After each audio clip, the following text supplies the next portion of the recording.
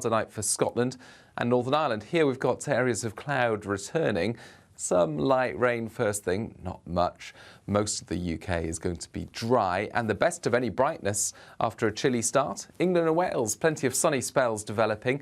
Again, a bit of an onshore breeze there for the North Sea coast, limiting temperatures, but inland widely 18 to 22 Celsius. Scotland and Northern Ireland, still some brightness emerging, but by the end of the afternoon, areas of rain move into the west of Scotland, and then this becomes more widespread across Scotland into Northern Ireland on Saturday night. So a damp spell coming for much of Scotland and Northern Ireland heading into Sunday. But for England and Wales, it's another fine day with sunny spells and highs of 22 Celsius.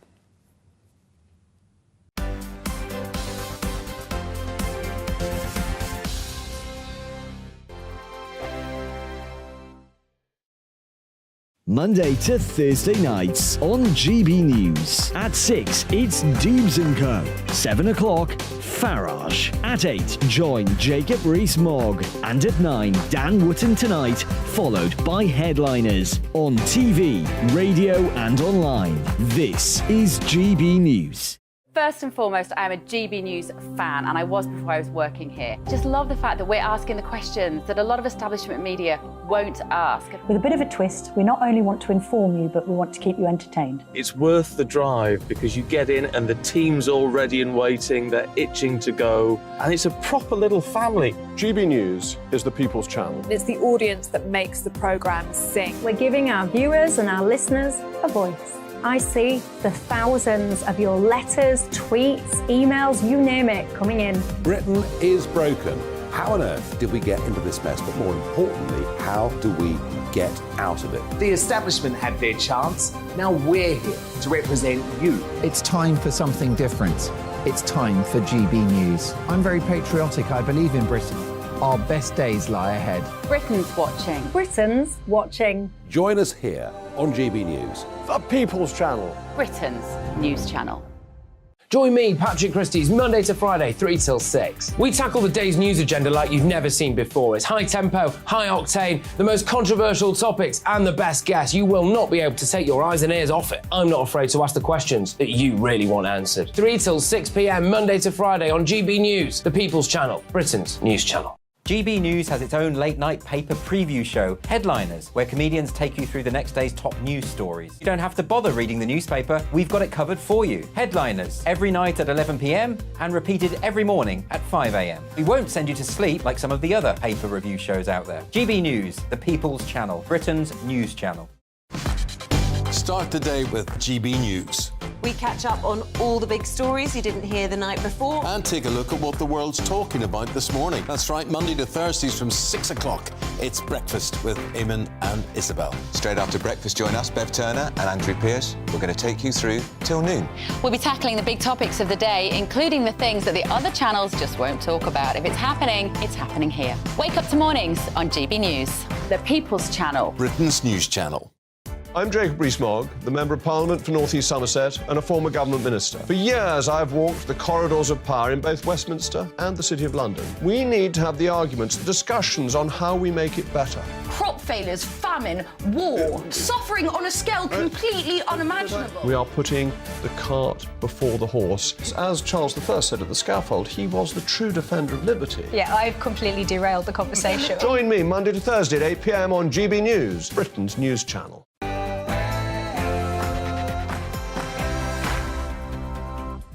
It's 12 noon, a very good afternoon. You're with GB News Live. I'm Mark Longhurst, and coming up for you this Friday lunchtime, why diamonds aren't forever. Rishi Sunak leads the way in securing new sanctions against Russia at the G7, including Moscow's $4 billion trade in the precious gems.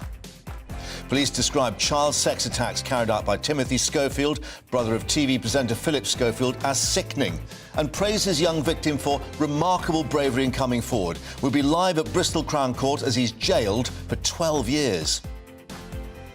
Well, Northern Ireland's local elections show the way for a new political direction at Stormont. We'll be live at Account in Lisbon and hearing from former First Minister Arlene Foster.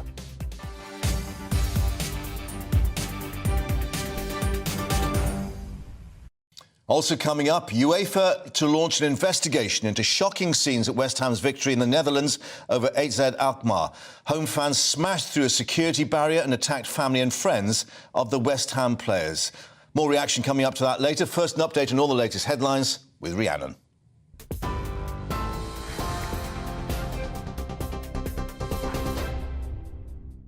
Thank you, Mark. Good afternoon. It's 1 minute past 12. Your top stories from the GB newsroom.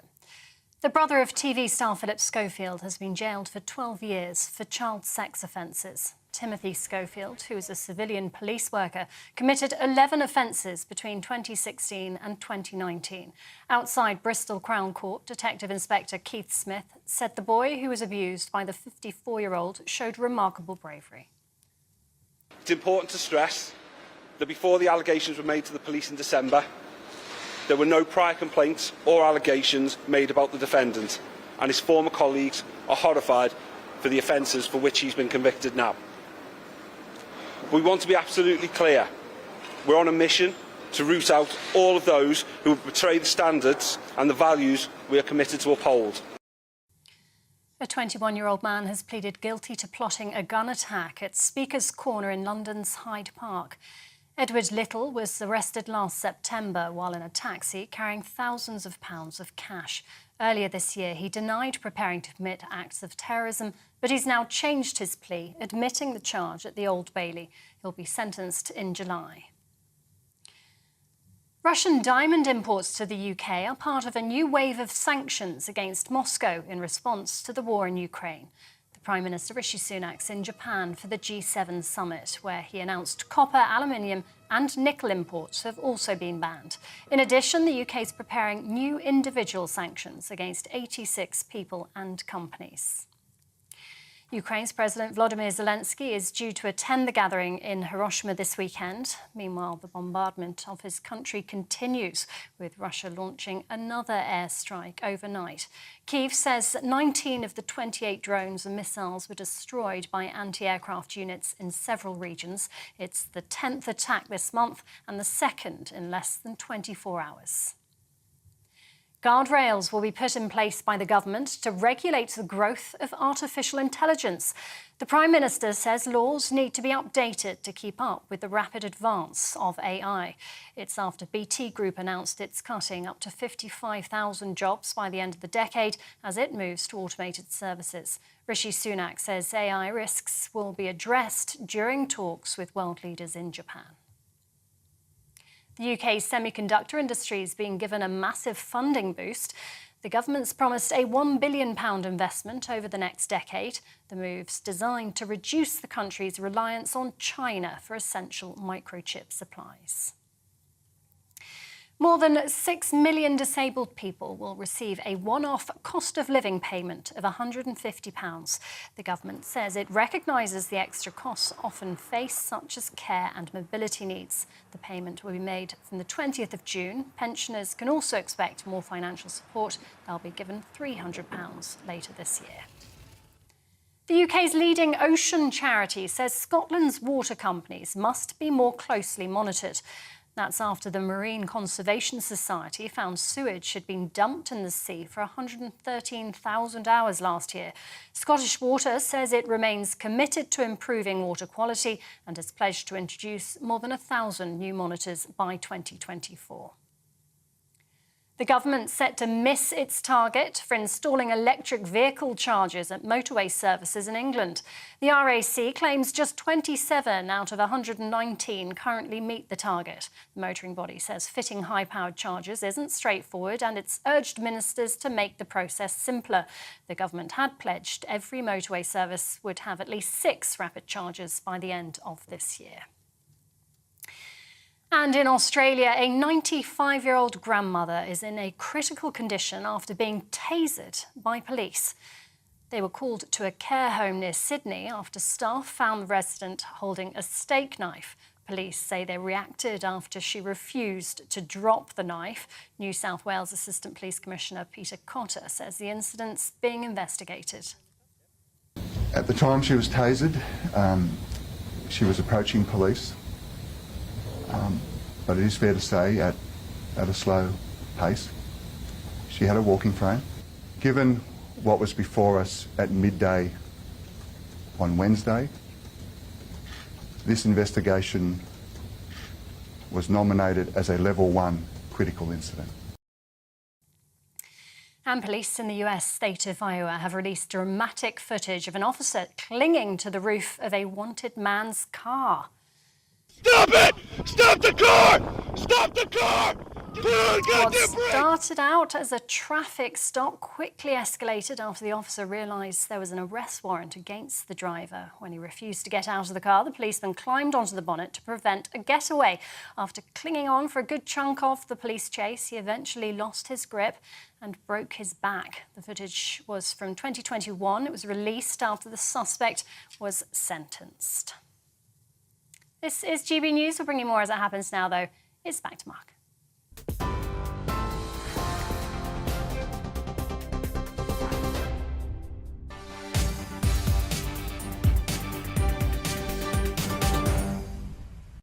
Rhiannon, thank you very much indeed. Now, we're not going away when it comes to Ukraine. The words of Rishi Sunak as he rallied the G7 summit in Hiroshima to take more action against Moscow. Russian diamonds to be banned in a new package of sanctions. It seems diamonds aren't forever for President Putin. Well, the government's also unveiled a £1 billion semiconductor strategy to protect the UK's chip supply chains against any Chinese aggression over Taiwan. But critics say that's not nearly enough. So, plenty been going on in Japan. Let's get more now with our political reporter Olivia Utley, who can join us in the studio. And Olivia, certainly the Prime Minister indicating that, well, at least taking the glory, if you like, for leading the way, as he said, in terms of these sanctions. Yes, definitely.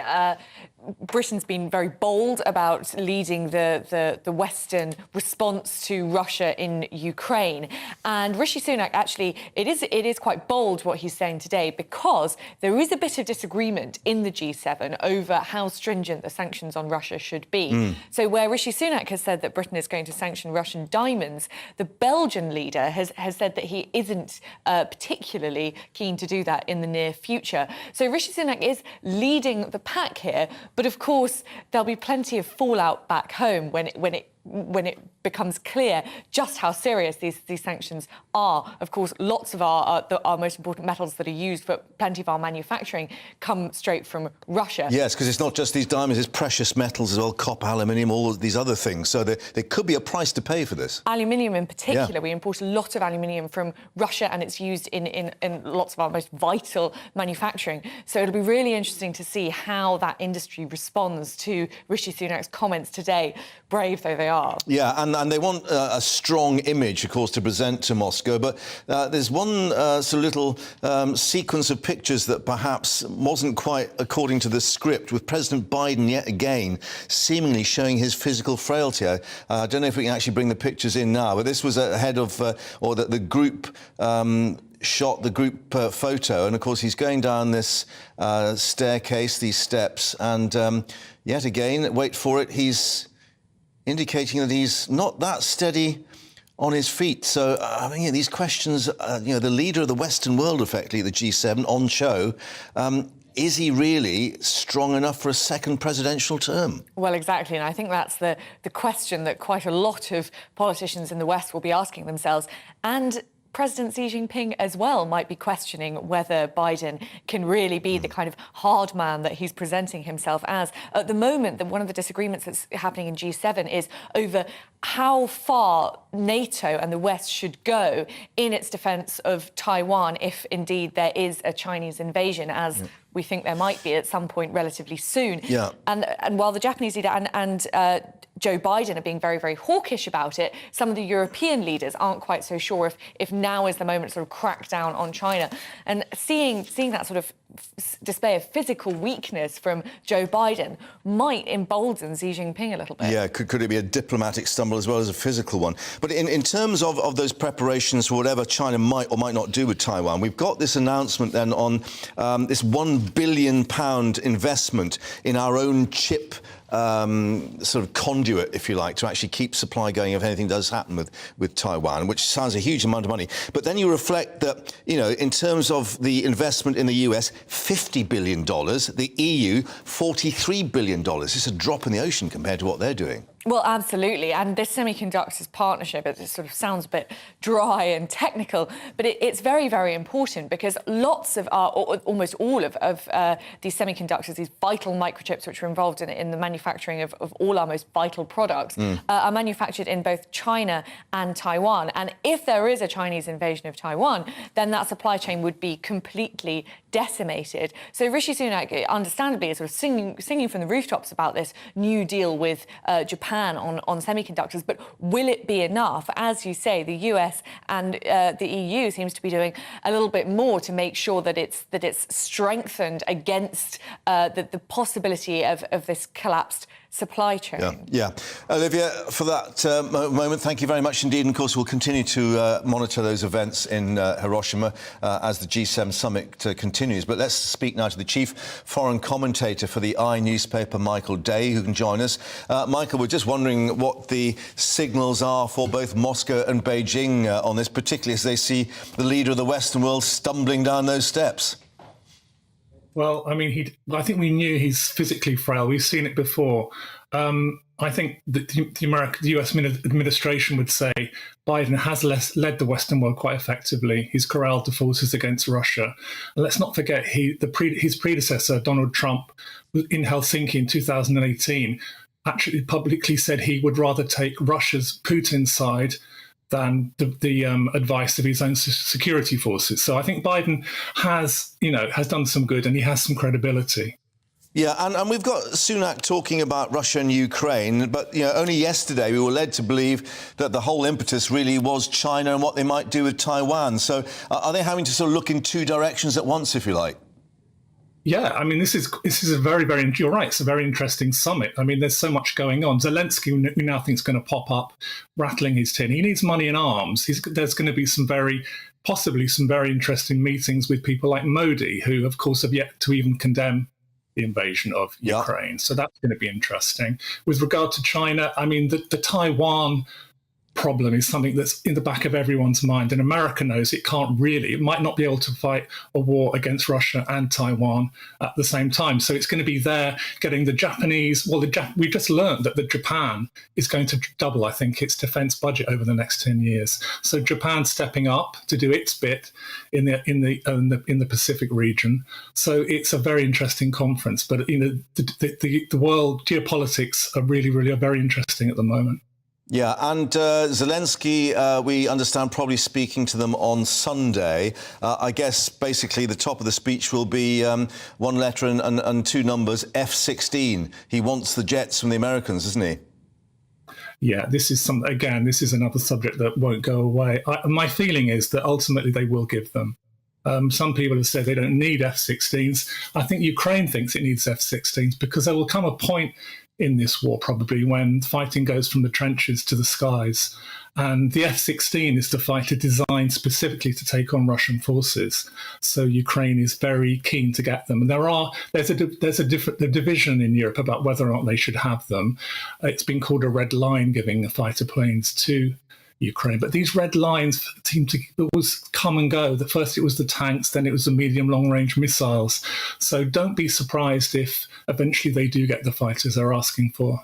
Yeah, and I guess the other aspect is, I mean, he's spoken obviously to Rishi Sunak, a Czech, as we've seen those pictures now. I guess he may well quietly give an indication as to Ukraine's readiness to launch this long-awaited counter-offensive against Russia. Well, this is the big talking point at the moment as well. When or if, or what, maybe the offensive started already in the smoke and mirrors of war. We don't really know. I suspect they're probably trying out, testing the defences, Russians' defences already. But they're not going to tell us what we don't need to know. We don't want what they don't want us to know. But perhaps they'll tell Rishi Sunak. I suspect Sunak will be told not to actually tell too much. It's all very secret, my friend Rishi, as we well remember.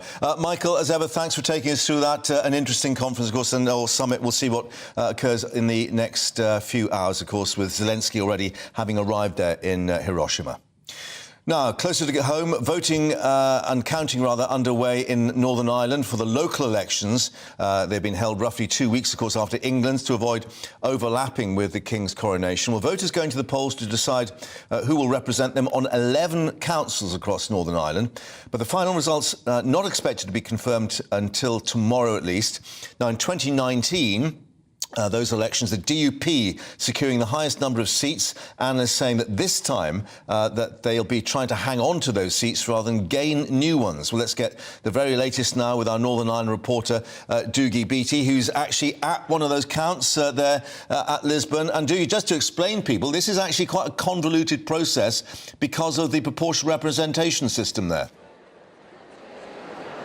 It is indeed, Mark, and I mean, at this moment in time, here in Lisburn, we've had about 6 candidates deemed elected. But what happens is you get the number of votes in that area, then it's divided by the amount of candidates, then off you go, and when you have to make a quota.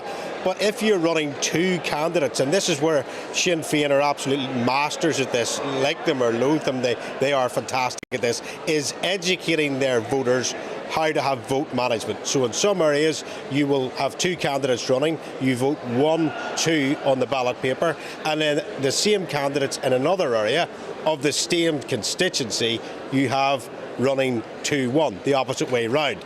And that means that one will bring the other one across the line, or if there is 5 seats, say, in that particular constituency, one will be voted because he is the last man standing. He's voted without a mandate. He's elected without a mandate.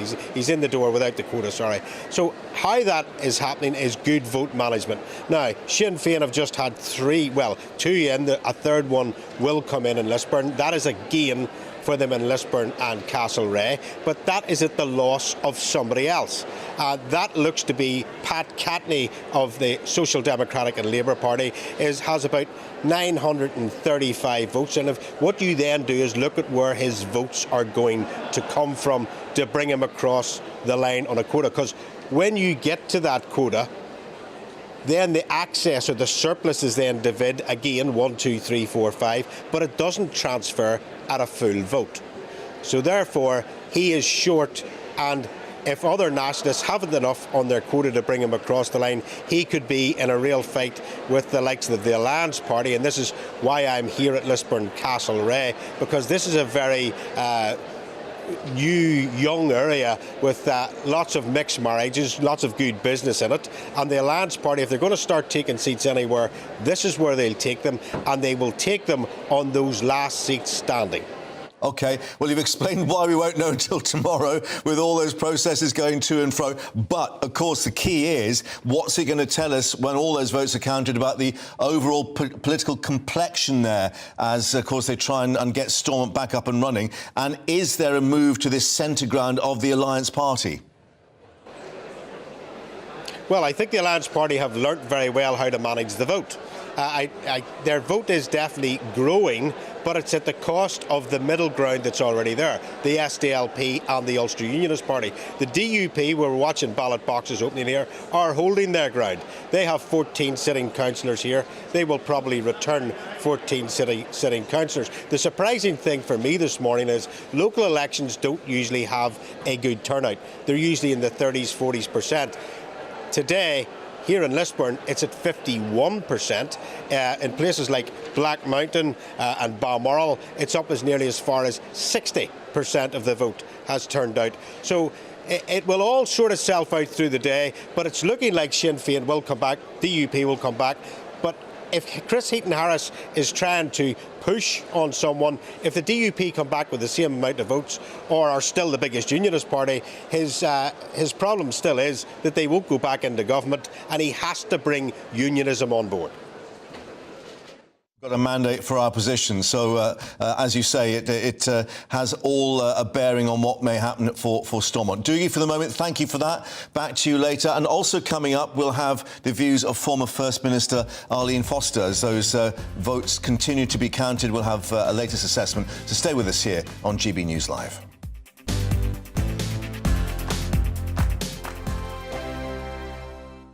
It's all about family, being in people's living rooms, all the interaction and getting to know who our viewers and listeners are. When I was young, my dad used to say, "No, stop arguing." I wanted an outlet that would enable me to give my opinion.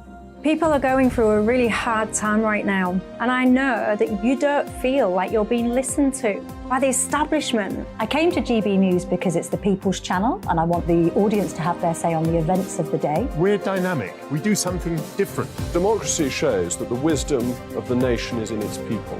I get to travel to find out what the story is from a personal perspective. The British people aren't fools. We know when we're not being told the full story.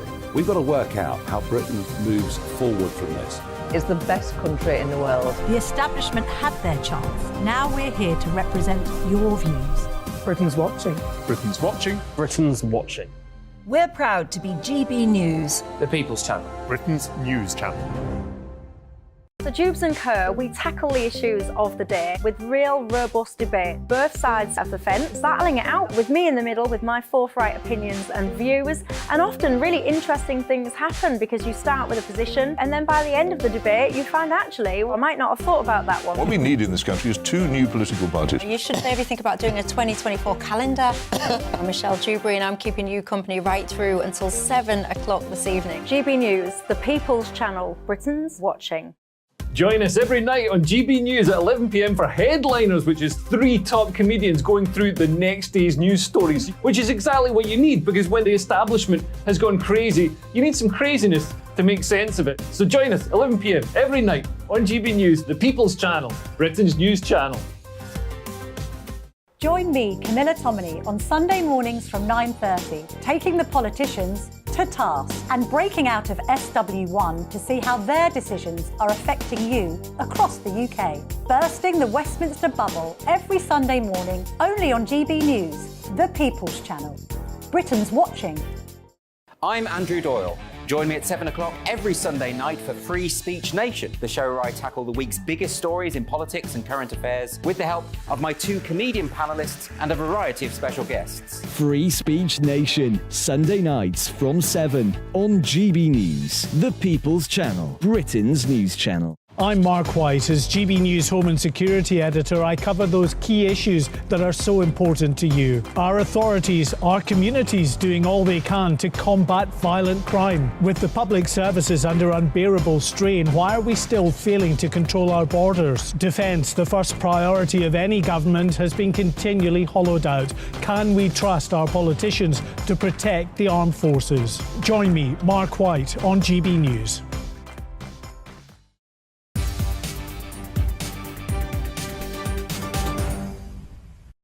Well, welcome back to GB News Live. Let's tell you more about these counts going on in Northern Ireland's local elections. And we had Dougie Beatty updating us there at Lisbon and Castlereagh. I can tell you that the DUP's leader, Sir Geoffrey Donaldson, has appeared upbeat at the early stage of that counting, because he was speaking at that count to say his party was polling well there, holding its seats in 4 electoral areas, he said, but also indicating they hope to gain a seat in 2 others, but too early to tell, but also reflecting that others were doing as well, including the Alliance Party and Sinn Féin. Let's get the views now of Arlene Foster, who can join us, former First Minister of Northern Ireland. Arlene, thank you for your time here on GB News once more. As Dougie was indicating, a complex counting procedure is going to take some time, but clearly people are looking already at what sort of trends may be coming out, particularly this position of the Alliance Party. Absolutely, and it's good to be with you, Mark. I think what people will be looking for are tallies. So when boxes are open, they'll be trying to get a trend, although they may not be able to get the numbers on to at least tomorrow, because there are some district electoral areas that would actually be counted until tomorrow. But I think we'll be looking to see what the balance is between Sinn Féin and the Democratic Unionist Party. You'll remember that Sinn Féin overtook the DUP as the largest party at the Assembly elections. At the last local government elections, the DUP had 122 seats, Sinn Féin had 105, so that'll be an interesting balance watch. We'll also be looking at the Alliance Party, because they had a surge on the last occasion, and they came up to 53 seats on the last occasion and already appear to be doing well. And the party that seems to be suffering is the Ulster Unionist Party. They seem to be the ones who are the gains for the Alliance Party seem to be coming from the Ulster Unionist Party. It'll also be interesting to watch the battle within nationalism and republicanism. How will the SDLP, the Constitutional Party, the party of John Hume, how will they fare on this occasion? And indeed, of course, there are a whole range of other smaller parties and independents. We've quite a few independents, particularly from the Republican side, in councils. So we'll see how they'll perform as well. Yeah, so, could those SDLP votes go to Sinn Féin to further strengthen its position, for instance? But just to return to the position about the Ulster Unionist Party, I guess there may be a bit of relief with Sir Geoffrey Donaldson, the DUP, that they don't seem, at a very early stage, I know, to be losing support because of their stand over Stormont. Indeed, and the former leader of the DUP, Peter Robinson, very well respected in unionist circles, said before the election that the government in Westminster will be watching the DUP vote very closely. And I think that that is absolutely the case, because the government will want to see if the support for the DUP is still there.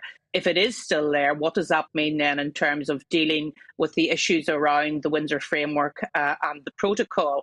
So I think, looking at the trends, and of course it's very, very early at this stage, it does appear as if the DUP are very much holding their own on this occasion and may actually even make gains in a number of areas.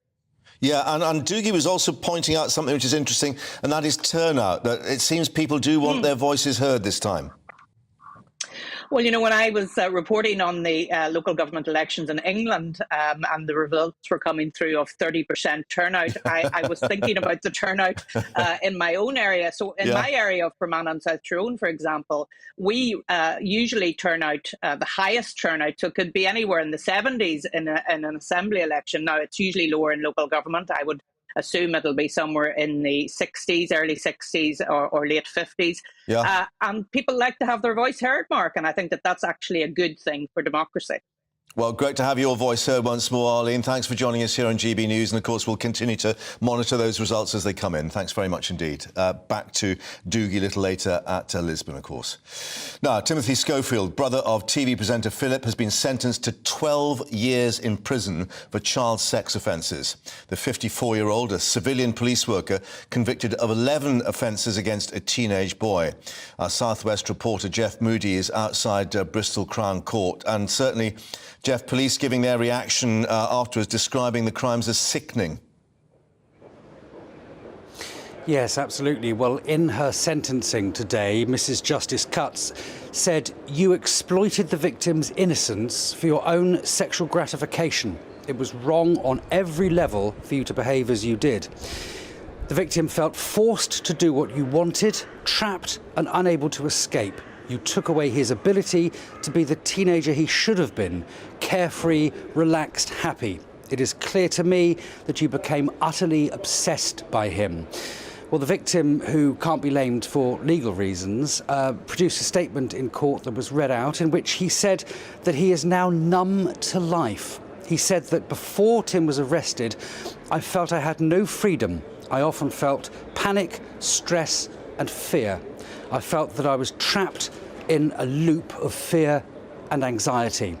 Well, earlier on, Detective Inspector Keith Smith from Avon and Somerset Police had this to say to the press outside the court.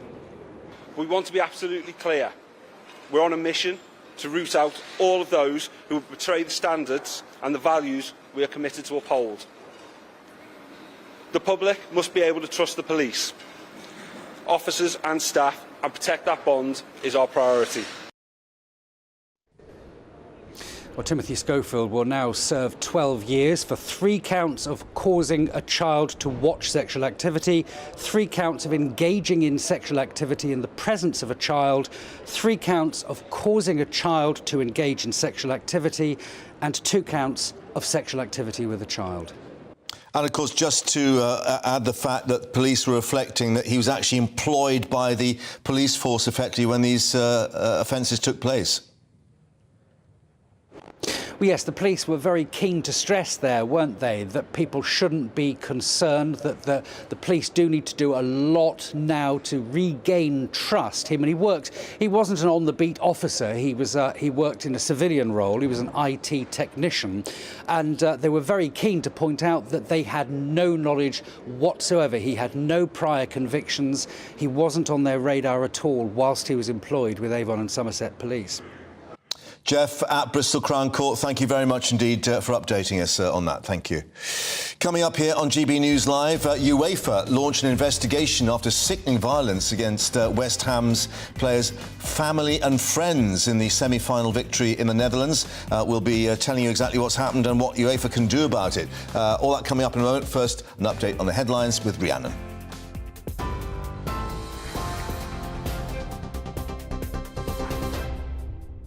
Thank you, Mark. It's 12:31, your top stories from the GB newsroom.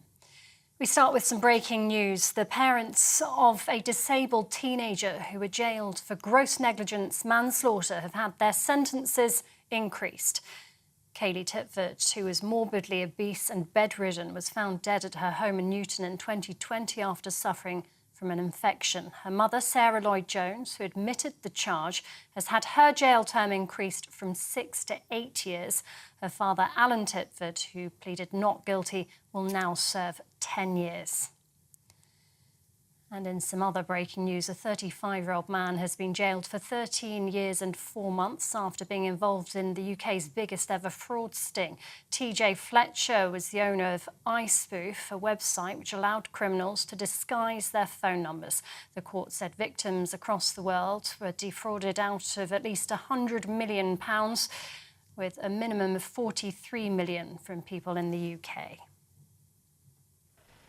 The brother of TV star Philip Schofield has been jailed for 12 years for child sex offences. Timothy Schofield, who is a civilian police worker, committed 11 offences between 2016 and 2019. Outside Bristol Crown Court, Detective Inspector Keith Smith said the boy who was abused by the 54-year-old showed remarkable bravery in coming forward. A 21-year-old man has pleaded guilty to plotting a gun attack at Speaker's Corner in London's Hyde Park.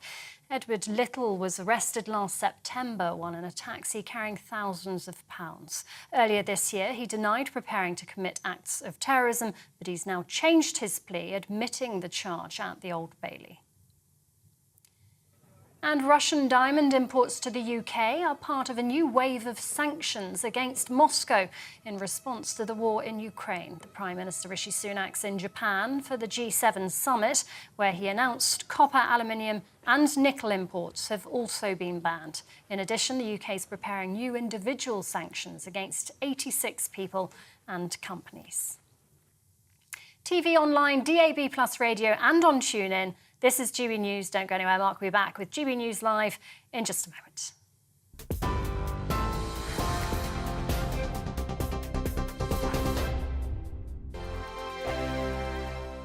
I joined GB News because I was sick and tired of not hearing my views being represented, not just mine, but so many people that I knew and spoke to. I just couldn't get my voice out there. I couldn't say anything. I couldn't do anything. Whatever the narrative was, I kind of had to follow it. GB News is there to provide a voice for those who have been ignored by the establishment media. We think different things, we've got a different style. GB News is here to be optimistic and positive about the future. It's real kind of dynamic and flowing, with the audience very much at the heart of it, like a big family.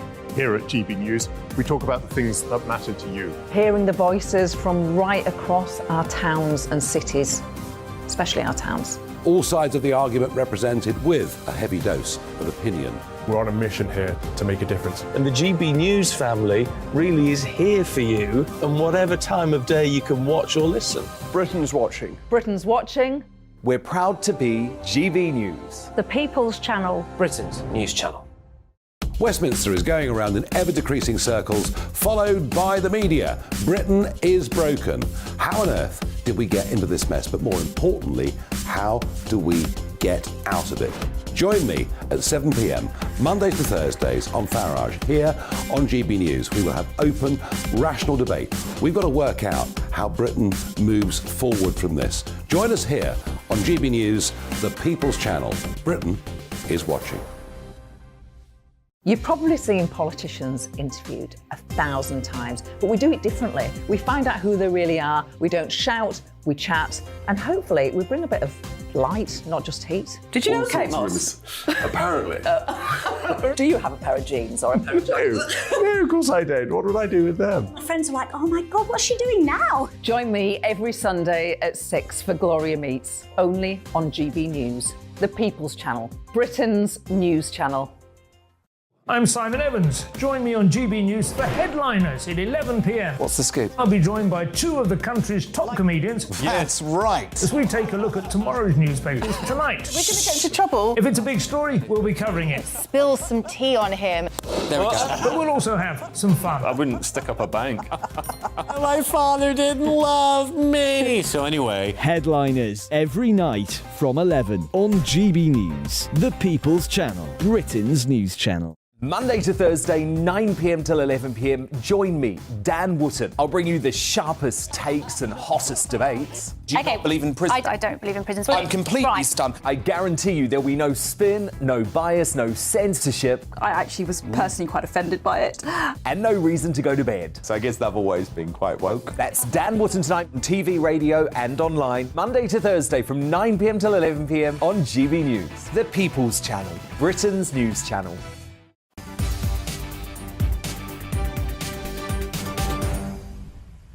And welcome back to GB News Live. Now, UEFA is launching an investigation into trouble that marred West Ham's Europa Conference League semi-final victory at AZ Alkmaar. Pablo Fornal's injury time winner earned them a 3-1 aggregate success to send them into the final next month in Prague.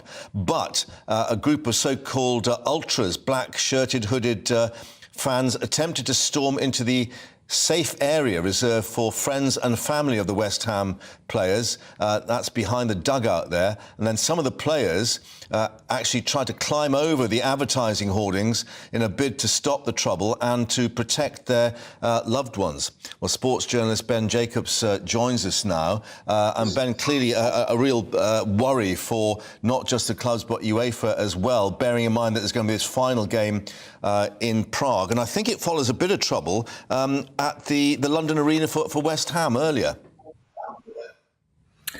It does, and unfortunately now there are concerns over safety, as you say, ahead of the Europa Conference League final. West Ham will play Fiorentina, and in essence, after Pablo Fornal scored in injury time to guarantee West Ham's progression into their first European final in 47 years, the ultras from AZ Alkmaar, who were behind the goal to the right-hand side, moved towards an area behind the dugout where West Ham had members of friends and family of the playing squad. And as soon as the squad saw that, a few players such as Flynn Downs and also Said Ben Rama, Lucas Paqueta was another, realised there was trouble and heated exchanges took place. And there wasn't much stewarding originally. So now the next step will be for UEFA to review the footage and determine whether to appoint an independent investigator. And in doing so, that could prompt a range of sanctions towards both the fans involved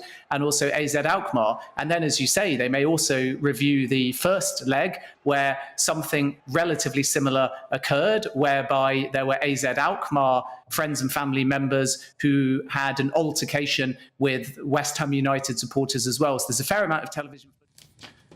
We seem to have lost Ben there for a moment. Ben, we were just seeing some of the pictures. Let me just talk through as you say, the issue there, because you can actually clearly see the protective barrier being torn down by those fans in the Netherlands, and then seemingly the security staff in their high-vis jackets just standing back and watching it happen. And therefore, that is a major concern for UEFA. It is, and that's the thing that will need to be rectified ahead of the UEFA Europa League conference final, but any forthcoming final really, especially if we consider safety being paramount in light of what happened at the Champions League final, which was terribly policed on behalf of the French authorities, and they've since apologised for that. The stewards didn't get across quick enough, unfortunately, so the friends and family became exposed, and the ultras were able to move all the way around about a third of the stadium to get behind the dugout, at which point there were punches thrown, and people, for example, like David Moyes' father, who's 87 years of age, were right right there and feeling very threatened. And that's why the players reacted and got involved, and it became very heated. So there's two considerations here. One is making sure that there's enough policing and we don't get anything repeat come any European final or any game of football. And two is obviously in retrospect looking at the television footage to determine who needs to be punished. And I would imagine that that will be fans who become banned, but also Azeg Alkmaar, who risk, for example, being fined, but also potentially having to play either a game behind closed doors or shutting off a certain section of their stadium to punish those in that area that came across and caused the trouble. Indeed, and I understand Dutch police say no arrests made, which does seem incredible given the amount of footage that must be available, although I guess these ultras actually had masks on and black hoods over their face. So, I mean, I guess West Ham will want to know where that police investigation is going too. Yeah, and I think, first of all, the footage has to be reviewed, and it's a little bit trickier when somebody moves into a different part of the stadium, because you either have to track them or you have to try and identify them within a crowd, having moved over from a different position. But usually these things take time, but modern technology does allow the individuals involved, especially with so many witnesses, to be identified. And this is also, by the way, where fans with camera phones that maybe took additional footage can be helpful too. So I would imagine that either UEFA or the independent authorities working with UEFA will be gathering information, and then eventually those arrests will be made. Indeed, but quite extraordinary footage, of course, already captured on those camera phones. But Ben, thank you very much indeed for taking us through that, and of course we'll see what emerges with that UEFA investigation. Now, latest snapshot of the economy. Consumer confidence up, would you believe, as the British economy fights back against the doom and gloom.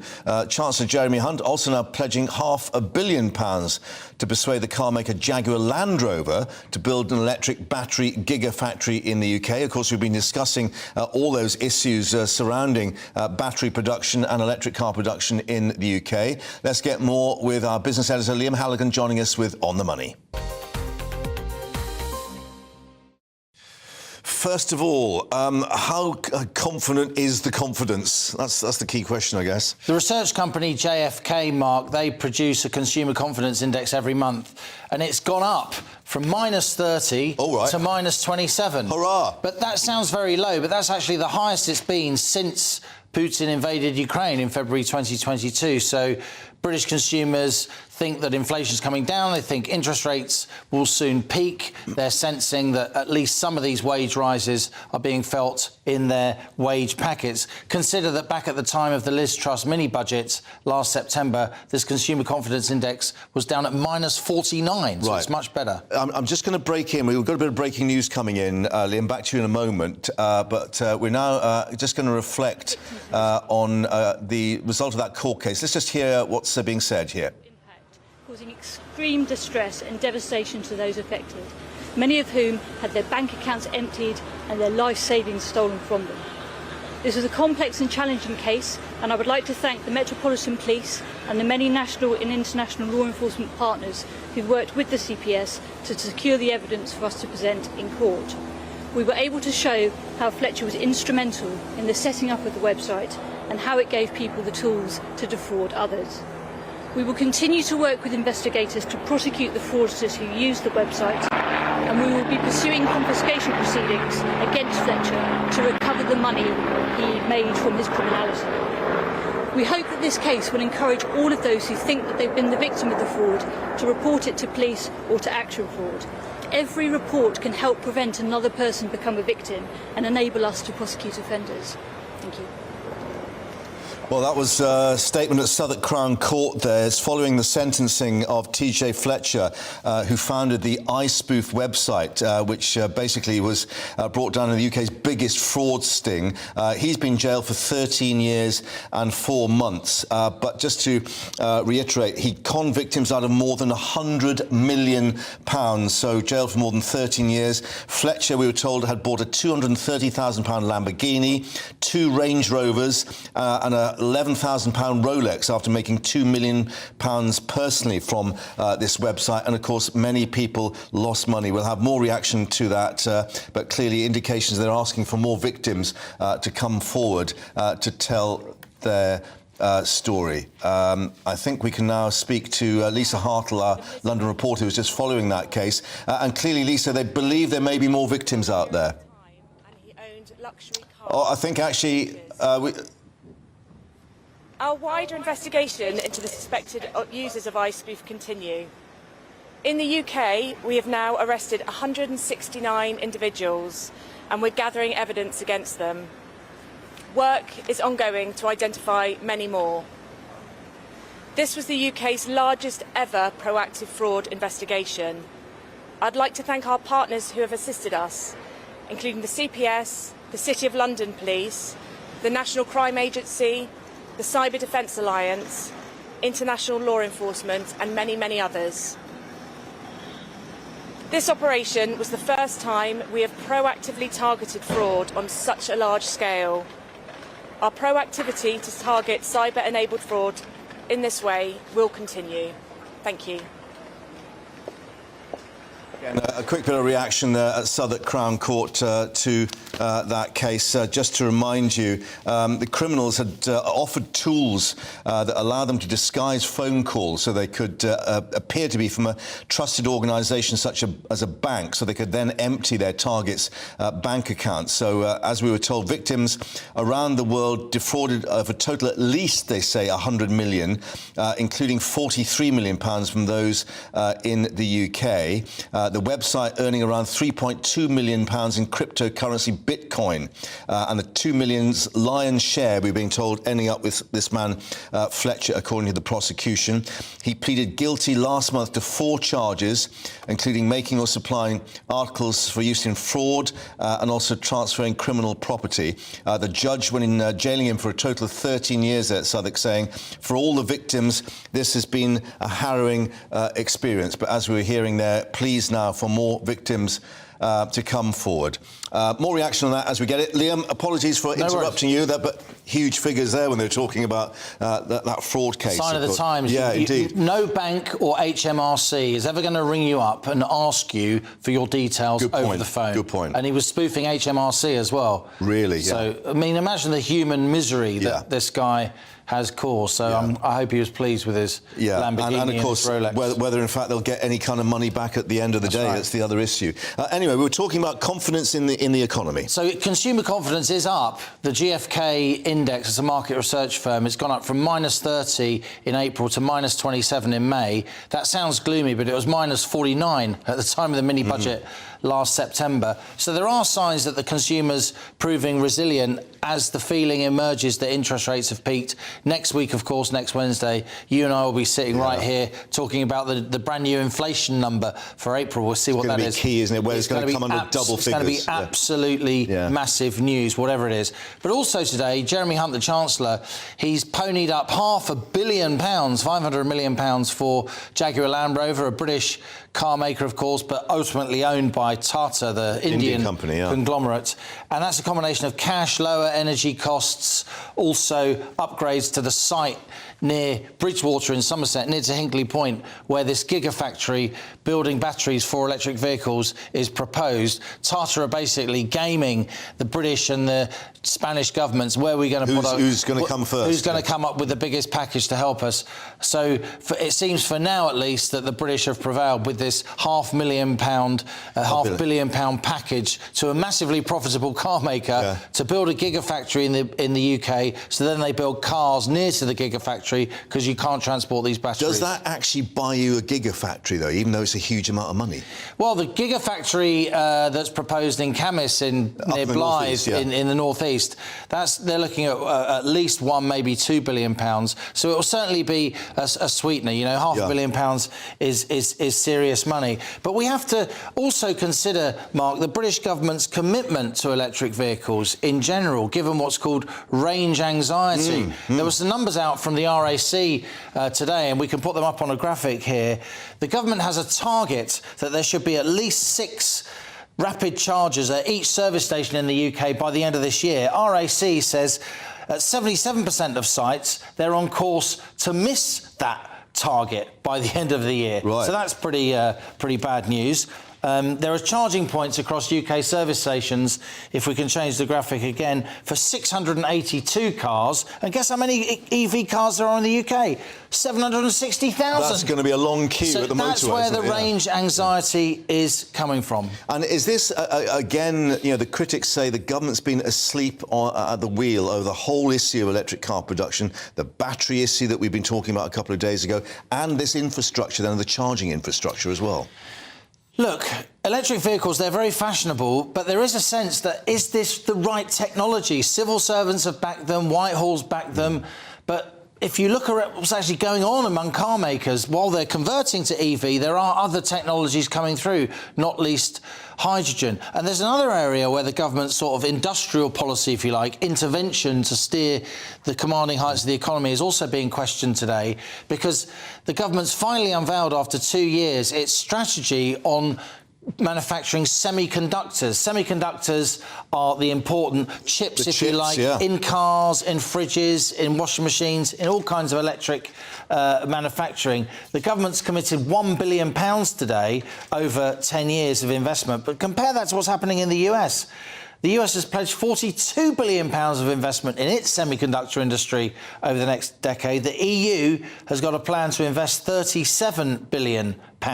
So the UK government looks very, very unambitious on this level. And as Olivia Utley was saying to you earlier, when you consider that Taiwan accounts for 60% of global semiconductor production, and of course China is looming over Taiwan. If China decides to really intervene in Taiwan, that leaves the Western world very, very susceptible to a lack of semiconductors. And we saw what happened when the supply chain was interrupted over COVID, of course. Absolutely. You know, car production almost stopped in its tracks. Absolutely. So this is a sort of geostrategic investment that the British government should be making, and it's come up with, you know, £1 billion over 10 years. It looks like a very, very unambitious move. Yeah, in fact, I think Labour has said, well, Labour's Shadow Secretary Lucy Powell, actually it's only 200 million over the next 3 years. That's right. So, you know, they need it a lot sooner and a lot more of it. So, Liam, thank you for that. Apologies for interrupting, but let's actually now return to Southwark Crown Court,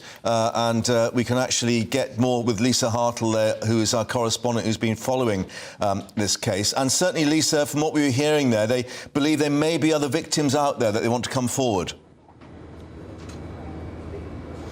Yes, exactly. So the police contacted 70,000 people last year that they believe, they warned them that their details have been compromised and perhaps they had had fraudulent acts against them, but there are more. But obviously this was the largest fraud investigation the Met has ever carried out, with £100 million stolen from victims around the world. £43 million of that alone was in the UK. Criminals, the way it worked was criminals paid Fletcher up to £5,000 a month in bitcoins to access his website, which gave them tools that they needed to pose as banks, and then they would randomly call people, pose as banks, try and get personal information from people, and then use some technology that they'd also acquired from the website to clear out people's accounts. The website earned £3.2 million, having started in December 2020, with £2 million of that going to TJ Fletcher. The website launched, as I said, at the end of 2020, and at its peak had 59,000 active users. The judge told the court how the victims had been impacted from their businesses, personal finances, their health, such as depression and fallouts within families.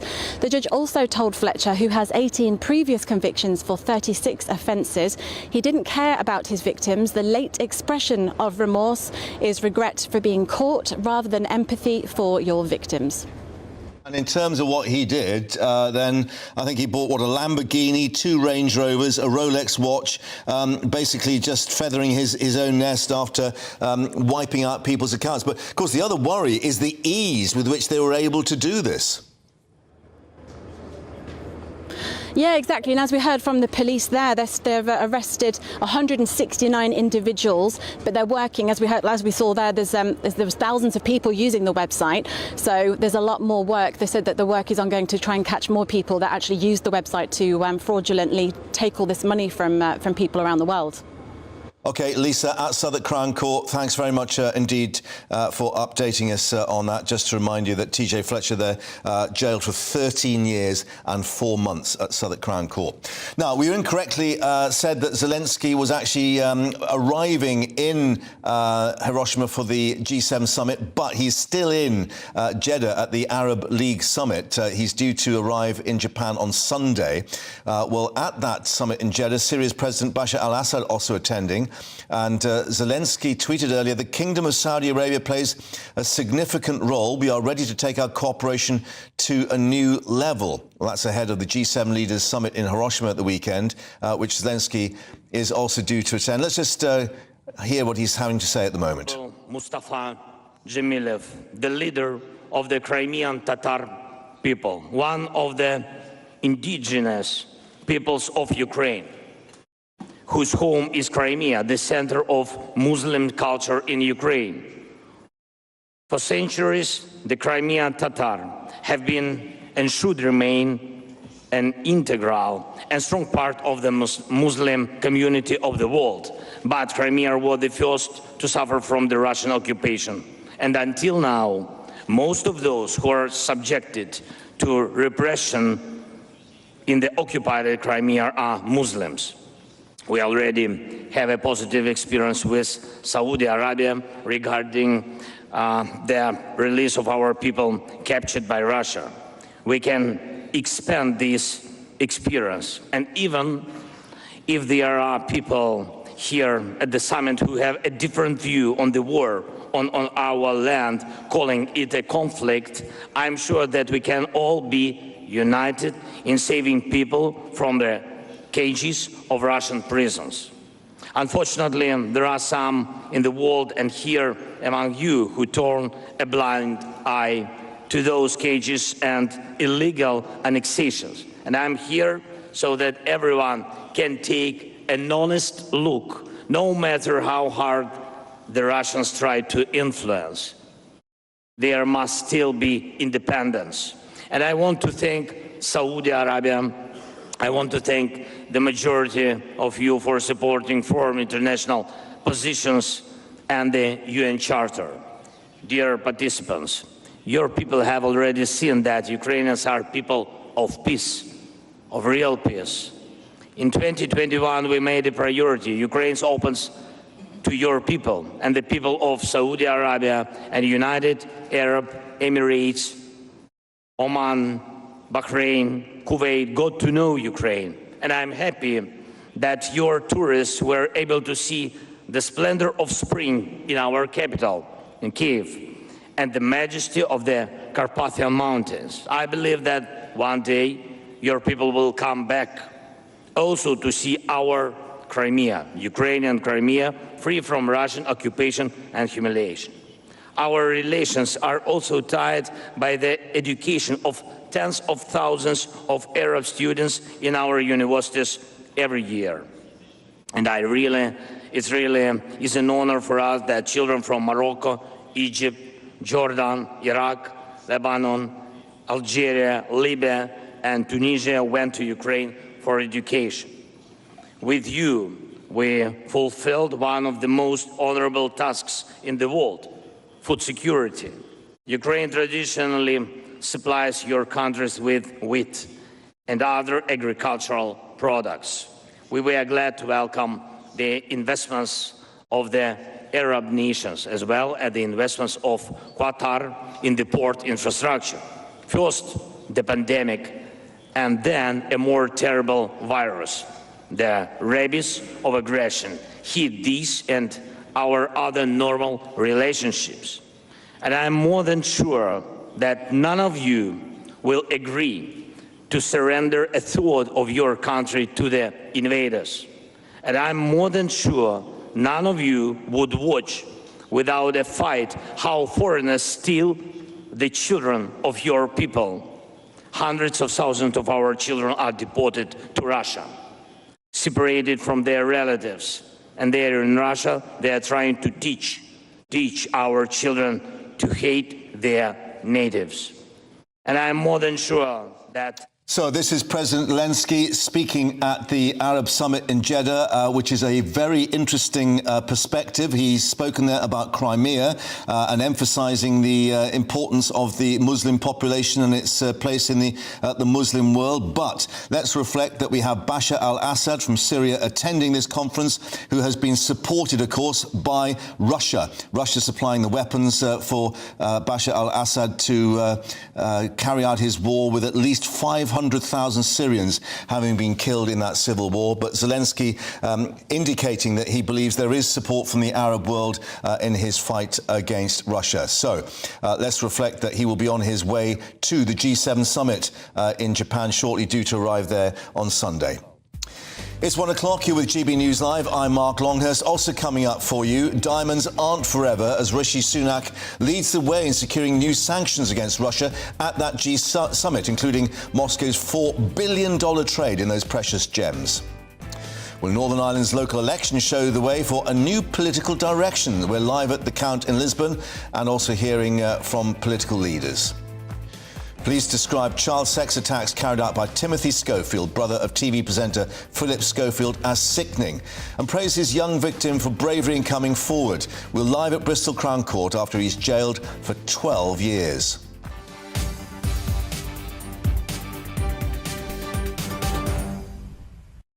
And also coming up, the Department of Education saying it will finally provide guidance on the treatment of transgender pupils for schools. That's expected in the coming weeks. Long expected, something the government first promised 5 years ago, would you believe? That coming up in a moment. First, all the latest news headlines with Rhiannon.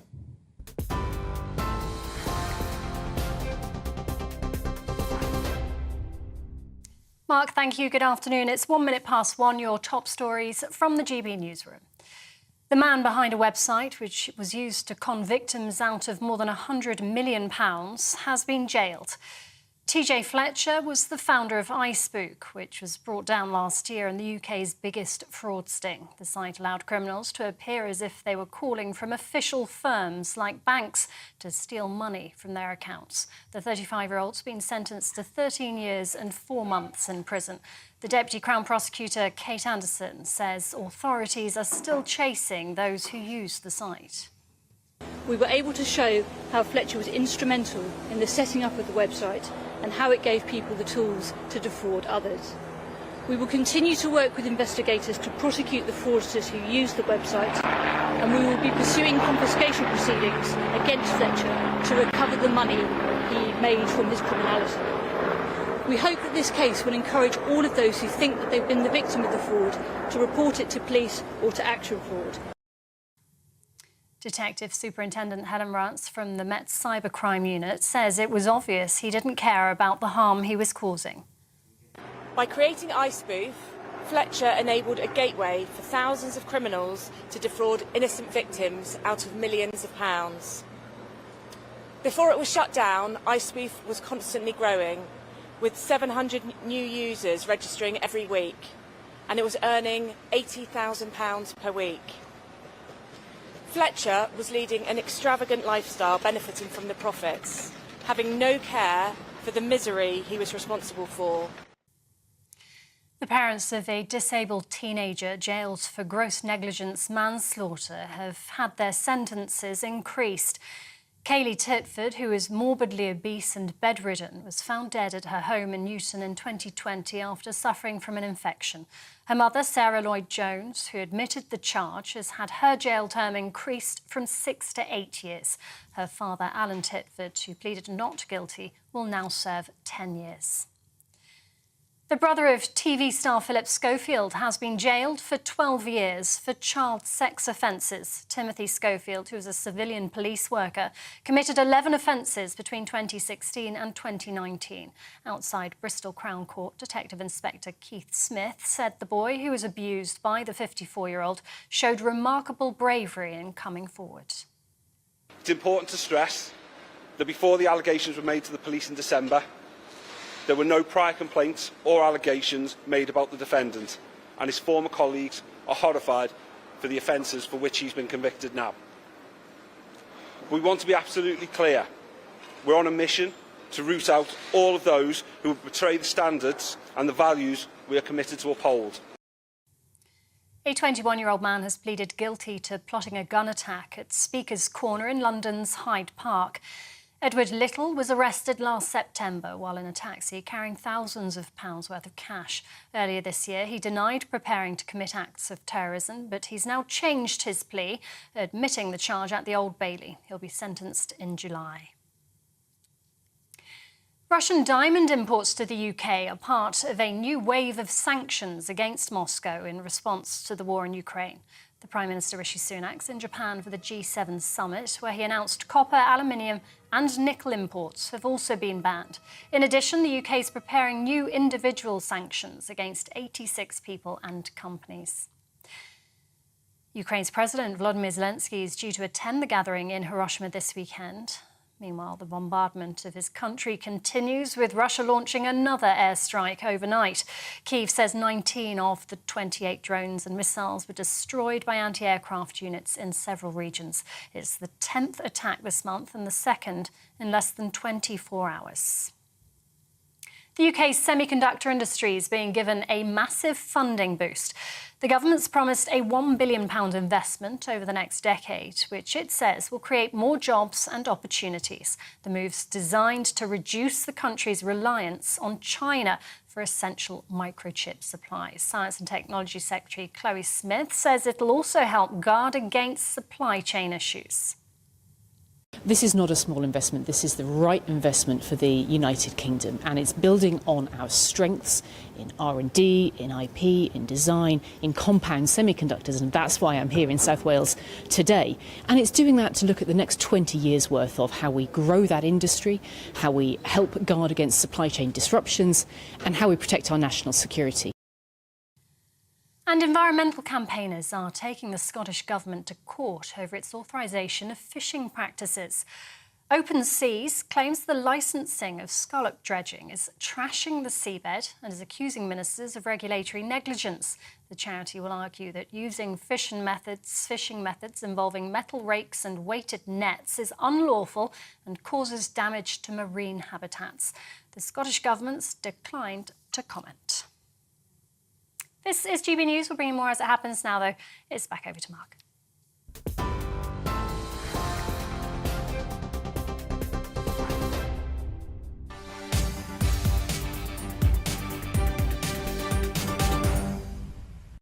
Rhiannon, thank you very much indeed. We're not going away when it comes to Ukraine. The words of Rishi Sunak trying to rally the G7 summit in Hiroshima to take more action against Moscow. Indeed, Russian diamonds now to be banned in a package of new sanctions. Diamonds, it seems, aren't forever for President Putin. But he has responded in this past hour by saying the more sanctions, the greater the consolidation of our society. Well, the UK government also unveiling a £1 billion semiconductor strategy to protect UK chip supply chains against any Chinese aggression over Taiwan, which critics claim isn't nearly enough. So the G7 trying to tackle those issues of both Ukraine and Taiwan at the same time.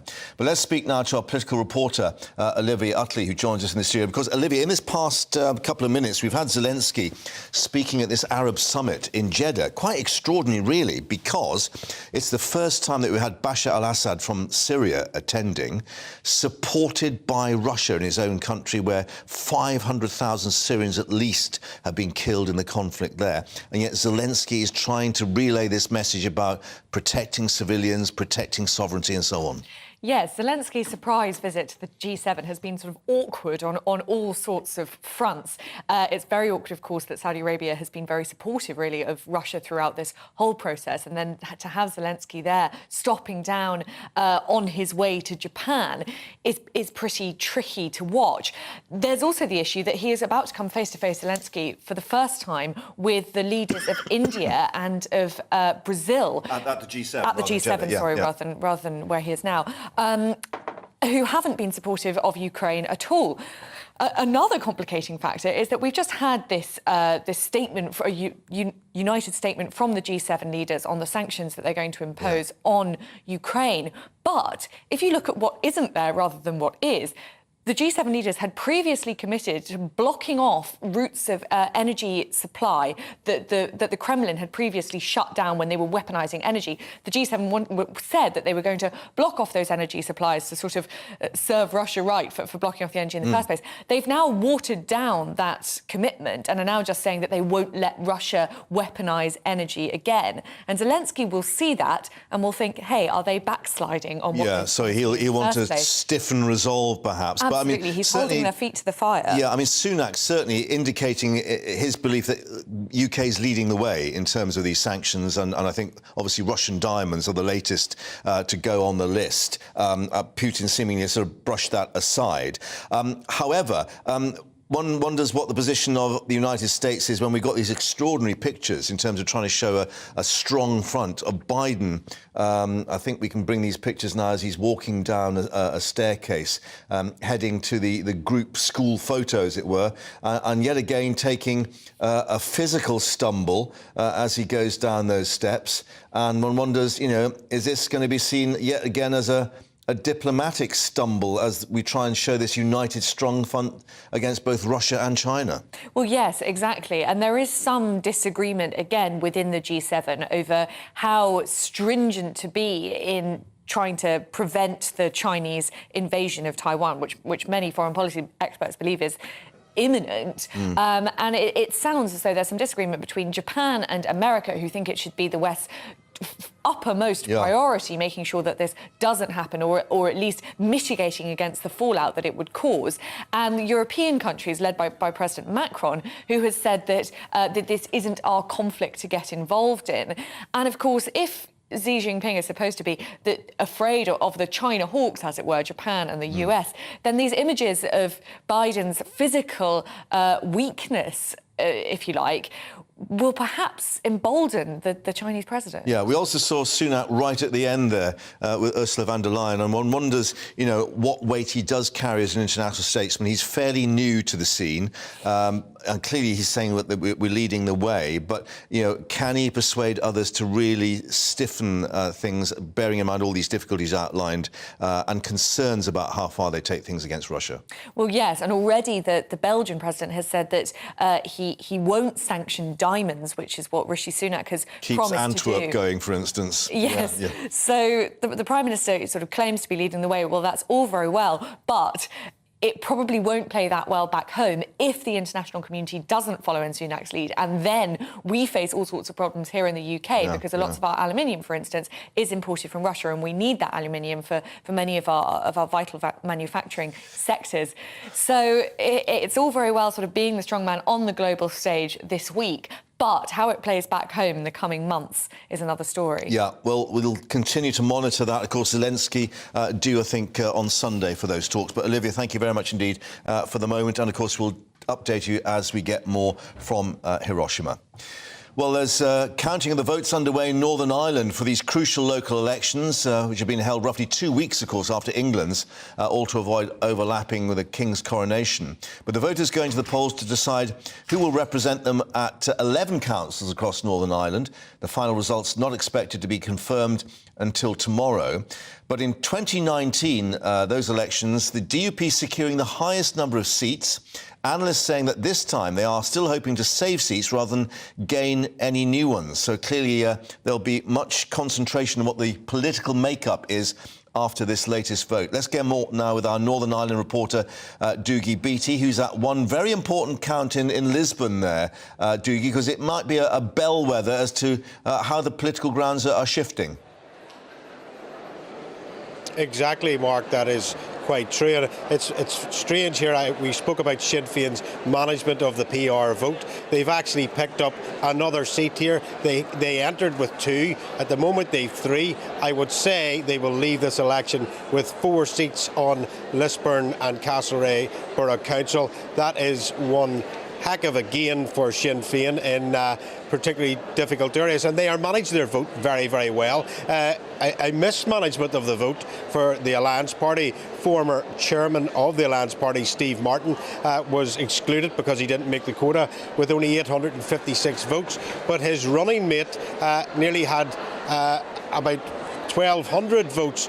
That is how not to do it, because then what happens is you're excluded, you don't stay ahead of the last man standing, and then those votes, the surplus does not transfer to you, and that's exactly what has let Sinn Féin into that seat. So at this moment in time, you mentioned 2019, the DUP had 122 seats, Sinn Féin 105. That will definitely become closer. But this is after weeks and months of real pressure on unionism, especially from the media in Northern Ireland, to try and put them back into government here. And the DUP vote is pretty much standing up. As you say, they're not going to gain any more seats, but they're not going to lose that many either. And no matter what happens here with Chris Heaton-Harris, as he tries to put pressure on the DUP, he's got to remember that the Good Friday Agreement must have agreement from nationalism and unionism. And if unionism, the vote doesn't give way and they still return as the largest party, the DUP returns as the largest unionist party, well then he still has a problem that the framework document isn't enough to put Stormont's government back together again. So the threat of an assembly election will not hold well with Jeffrey Donaldson at this point, it must be said. But I suppose the story of it at this moment in time is the rise of the Alliance. They are doing quite well. They are definitely pulling miles out of the Ulster Unionist Party. Now that is interesting, because the Ulster Unionist Party, my namesake Dougie Beatty, ran that party. He's at the head of it, and he said he was prepared to go back in to government with the Windsor Framework document, and it's not playing well for him in the polls right about now. The Alliance Party are taking votes out of him, and Sinn Féin, if you imagine they're taking votes out of somebody, who is it? It looks to be the SDLP. So those two parties that first signed the Good Friday Agreement 25 years ago this year are suffering not only as MLAs, not only as MPs, but also in local elections. So it shows you in a quarter of a century just how much Northern Ireland has came on politically, but it also shows you that people are still voting for the two extremes.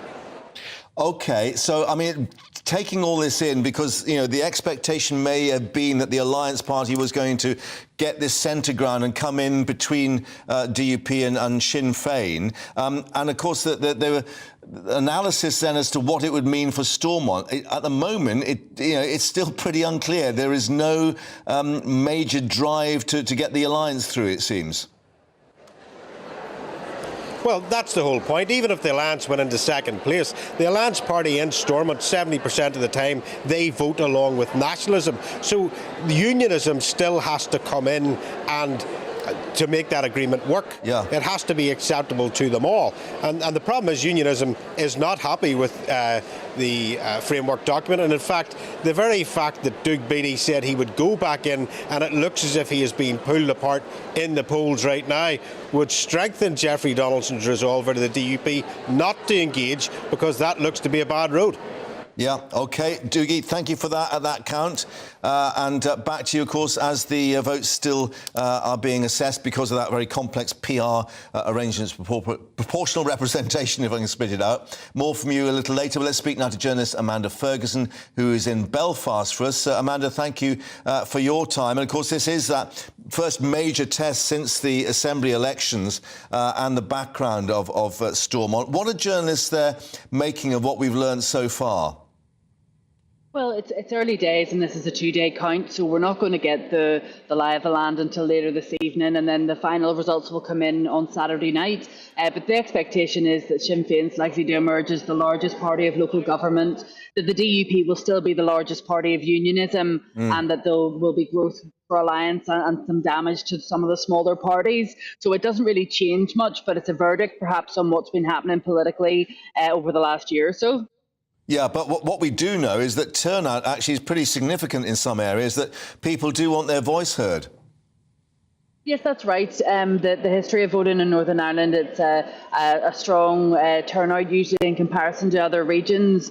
We're looking north of 50%, and in some places it's 60% and more. So there seems to be a trend for out in the west that the turnout seems to be higher than it is in the east. But we are going on provisional figures yet, but that's what it's looking like at the moment. I think there's some sort of worrying times and some sweaty moments in for a number of people across quite a number of constituencies, and it'll be those battles for the final seats in each of the constituencies which proves to be the most interesting. OK, so, I mean, the main question is, is this going to give any kind of indication as to whether Stormont is going to get back up and running sooner or later? Well, it gives an indication of where the support is for parties that want to get back to government, but also the strength of support for the DUP's position to boycott Stormont. Yeah. Now, Sir Geoffrey Donaldson has said that he won't be in an immediate rush to get back to Stormont the week after the local election results, and realistically, he's not going to come under a huge amount of pressure until the autumn, because that would be whenever the next Stormont term would begin. However, there is a clear message that the likely outcome of this election is a replication of what happened at the Assembly election, that perhaps the DUP may not be the largest party of local government anymore, and that's something that's a developing trend that needs to be reflected as political parties here explore questions about the future of the union and about people who want Irish unity and so on. So elections here are never just about one thing. Everybody knows that local councils take care of the bins and the parks and a range of other areas, and it doesn't directly impact on Stormont, but it's the public's verdict on it anyway. Indeed. Amanda, thank you very much indeed for that in Belfast. And of course, we'll continue to monitor those votes as they come in. Results probably, as we're saying, coming in by the end of tomorrow to give an overall picture. Well, coming up here on GB News Live, we'll bring you the latest from the Lucy Letby trial, the former nurse accused of the murder of 7 babies. More on that coming up from Manchester. Stay with us. It's all about family, being in people's living rooms, all the interaction and getting to know who our viewers and listeners are. When I was young, my dad used to say, Nana, stop arguing. I wanted an outlet that would enable me to give my opinion. People are going through a really hard time right now, and I know that you don't feel like you're being listened to by the establishment. I came to GB News because it's the People's Channel, and I want the audience to have their say on the events of the day. We're dynamic. We do something different. Democracy shows that the wisdom of the nation is in its people. I get to travel to find out what the story is from a personal perspective. The British people aren't fools. We know when we're not being told the full story. We've got to work out how Britain moves forward from this. It's the best country in the world. The establishment had their chance. Now we're here to represent your views. Britain's watching. Britain's watching. Britain's watching. We're proud to be GB News. The People's Channel. Britain's news channel. So Dubes & Co, we tackle the issues of the day with real robust debate, both sides of the fence, battling it out with me in the middle with my forthright opinions and views. And often really interesting things happen because you start with a position and then by the end of the debate you find actually, I might not have thought about that one. What we need in this country is 2 new political parties. You should maybe think about doing a 2024 calendar. I'm Michelle Dewberry and I'm keeping you company right through until 7 o'clock this evening. GB News, the People's Channel, Britain's watching. Join us every night on GB News at 11 p.m. for Headliners, which is 3 top comedians going through the next day's news stories, which is exactly what you need, because when the establishment has gone crazy, you need some craziness to make sense of it. So join us 11 p.m. every night on GB News, the People's Channel, Britain's news channel. Join me, Camilla Tominey, on Sunday mornings from 9:30, taking the politicians to task and breaking out of SW1 to see how their decisions are affecting you across the UK. Bursting the Westminster bubble every Sunday morning, only on GB News, the People's Channel. Britain's watching. I'm Andrew Doyle. Join me at 7 o'clock every Sunday night for Free Speech Nation, the show where I tackle the week's biggest stories in politics and current affairs with the help of my 2 comedian panellists and a variety of special guests. Free Speech Nation, Sunday nights from 7 on GB News, the People's Channel, Britain's news channel. I'm Mark White. As GB News Home and Security Editor, I cover those key issues that are so important to you. Our authorities, our communities doing all they can to combat violent crime. With the public services under unbearable strain, why are we still failing to control our borders? Defence, the first priority of any government, has been continually hollowed out. Can we trust our politicians to protect the armed forces? Join me, Mark White, on GB News.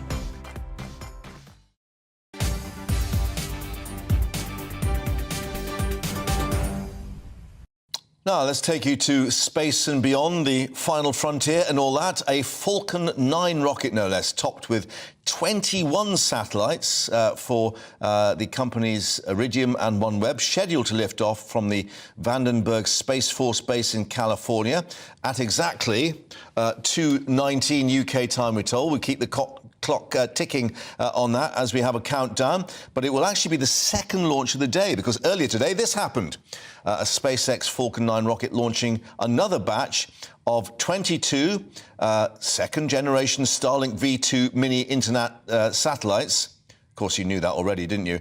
Anyway, lots of very valuable satellites launching successfully earlier. We hope that will be again this afternoon, because let's bring in astrophysicist Dr. Maggie Liu joining us once more. Because Maggie, of course, the big rocket that they tried, the rocket that would actually take manned space operations, that failed pretty dramatically. These smaller rockets, a lot more reliable, and of course, I guess it's their bread and butter.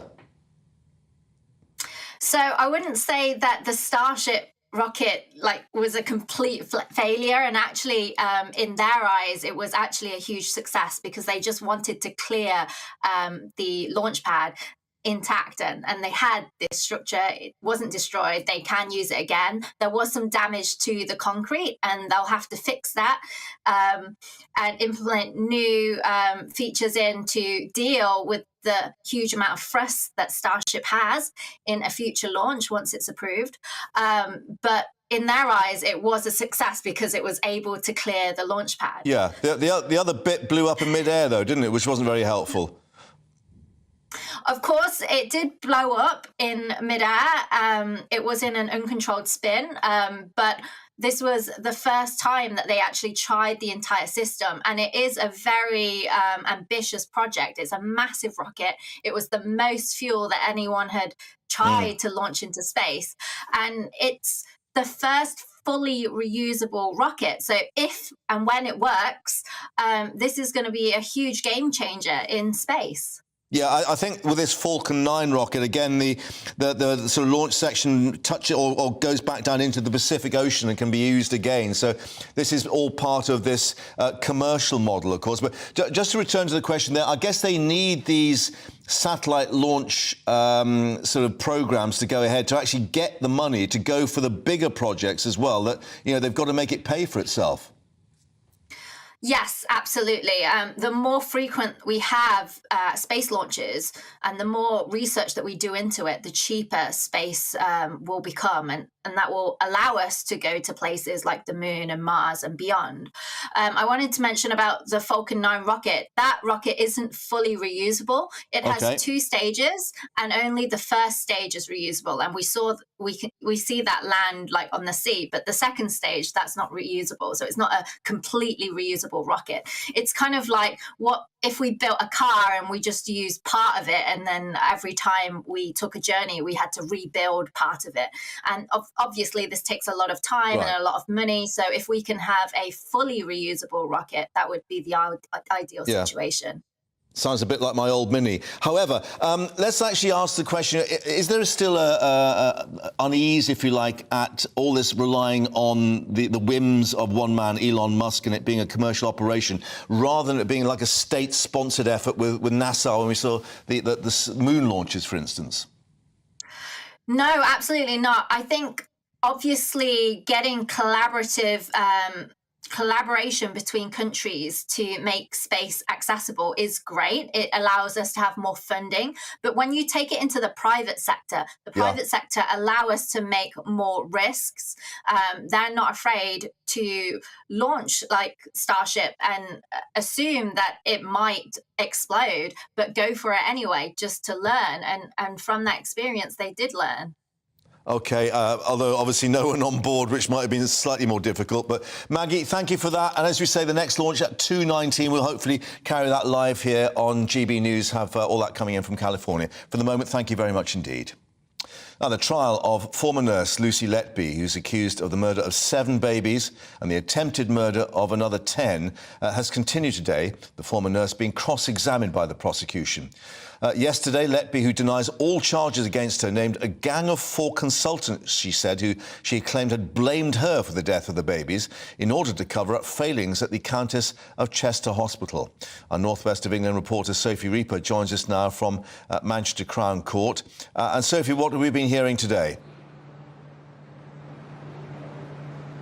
Well, we're back at Manchester Crown Court today, where Lucy Letby is facing the second full day of cross-examination by the prosecution. This morning, Nick Johnson, KC, questioned her about child D, whom the prosecution alleges she murdered via an injection of air into the bloodstream. Now, this morning, the court was shown a staff sheet on which we saw exactly which nurses were caring for which babies on that night. We saw that Lucy Letby was in charge of 2 other babies in the same nursery as child D, and the nurse responsible for child D had another baby that she was caring for in a separate nursery. Now, Nick Johnson asked Lucy Letby if that meant that sometimes throughout the night she was left alone with her 2 babies and child D, and she confirmed that that was indeed the case.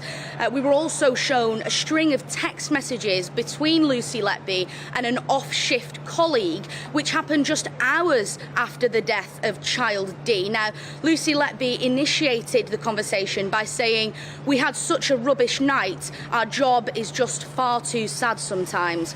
The colleague responded to ask what had happened, and Lucy Letby replied then to say that they had lost child D. To this, the colleague said, "What? I can't believe you were on again. You're having such a tough time." Now, that reference to being on again is because child D was the 3rd baby to have lost their life on the Countess of Chester Hospital's neonatal unit within the space of 2 weeks. Now, court is taking a short break, but we're expecting it to resume once more this afternoon here in Manchester. OK, Sophie, thank you very much indeed for that. Back to you, of course, later in the afternoon as that case resumes. Thank you very much. Coming up, Rishi Sunak, the Prime Minister, of course, pledging urgent guidance, as he described it, for schools on the issue of pupils' gender identity. That happened almost 2 months. They say they're still waiting. Why? We'll be discussing that shortly. First, let's get an update on all the news headlines of the day with Rhiannon.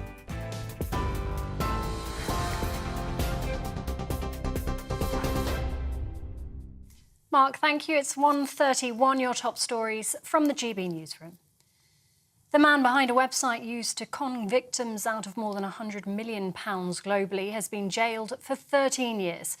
TJ Fletcher is the founder of iSpook, which was brought down last year in the UK's biggest fraud sting. The site allowed criminals to appear as if they were calling from official firms like banks to steal money from their accounts. The parents of teenager Kaylee Titford, who is morbidly obese and bedridden, have had their jail terms extended. Sarah Lloyd-Jones, who admitted gross negligence manslaughter, was sentenced to 6 years in prison. She'll now serve 8. Her father, Alan Titford, who pleaded not guilty, has had his term increased to 10 years. The brother of TV star Philip Schofield has been jailed for 12 years for child sex offences. Timothy Schofield, who was a civilian police worker, committed 11 offences between 2016 and 2019. Outside Bristol Crown Court, Detective Inspector Keith Smith said the boy, who was abused by the 54-year-old, showed remarkable bravery in coming forward. A 21-year-old man has pleaded guilty to plotting a gun attack at Speaker's Corner in London's Hyde Park. Edward Little was arrested last September while in a taxi carrying thousands of pounds of cash. Earlier this year, he denied preparing to commit acts of terrorism, but he's now changed his plea, admitting the charge at the Old Bailey. And Russian diamond imports to the UK are part of a new wave of sanctions against Moscow in response to the war in Ukraine. The Prime Minister, Rishi Sunak's in Japan for the G7 summit, where he announced copper, aluminium and nickel imports have also been banned. In addition, the UK is preparing new individual sanctions against 86 people and companies. TV online, DAB plus radio and on TuneIn, this is GB News.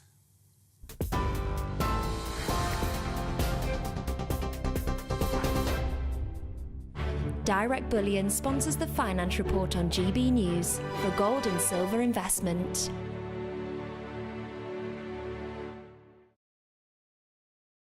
Here's a quick snapshot of today's markets. The pound will buy you $1.2445 and €1.1515.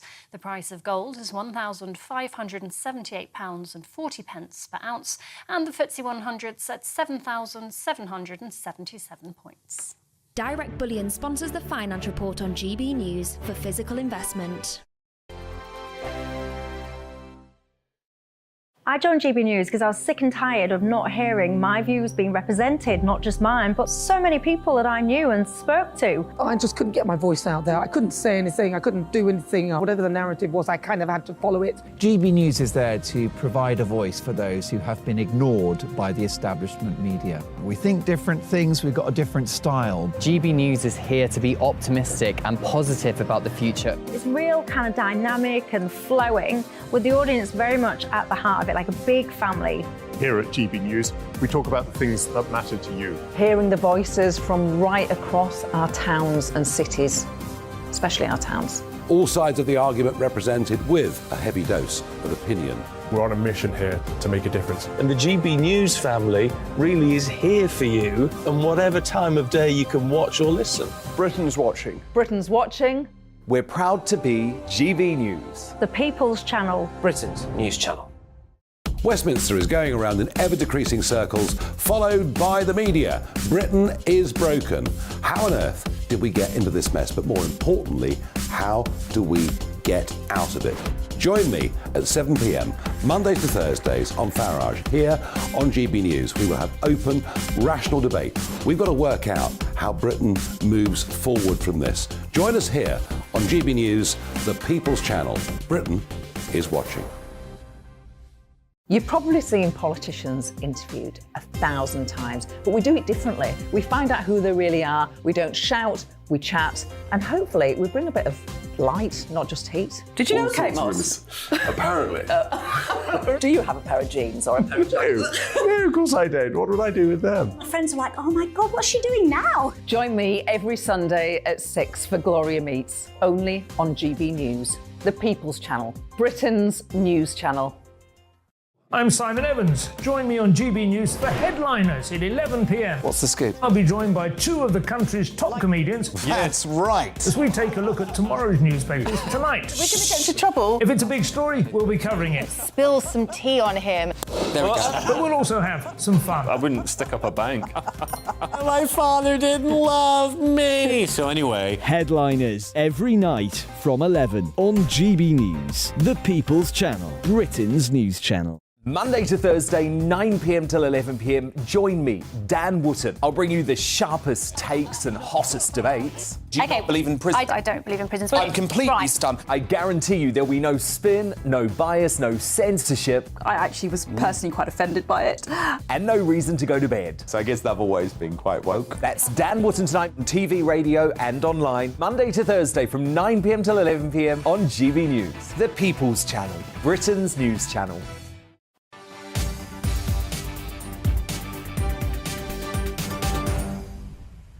And welcome back to GB News Live. Now, we're used to bringing you some doom and gloom on the British economy, but we can now tell you consumer confidence is up, or up-ish.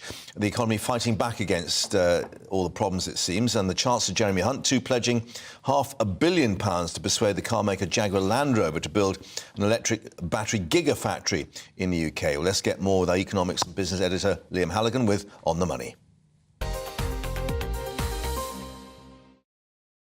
And as we questioned you last time, how confident is confident? Well, these consumer surveys are conducted very regularly. There's a market research company called GfK, very authoritative. Yeah. And their latest reading of consumer confidence, wait for it, it was minus 30 in April. In May, it soared to minus 27. Now, that sounds bad and it's not great, but it is the best reading since before the war in Ukraine. Right. So it's at a 15-month high. And consider back at the time of the mini-budget in September when you had all those market squalls, rather than minus 27, consumer confidence then was minus 49. So consumers are trying to take a view that interest rates will soon be falling. Cost of living squeeze is gradually easing, though, of course, it isn't for everybody. Yeah. So there are signs of those green shoots disputes that we've talked about, Mark. Yeah, and one reflects this comes at a time when we've had interest rates ticking up all the time.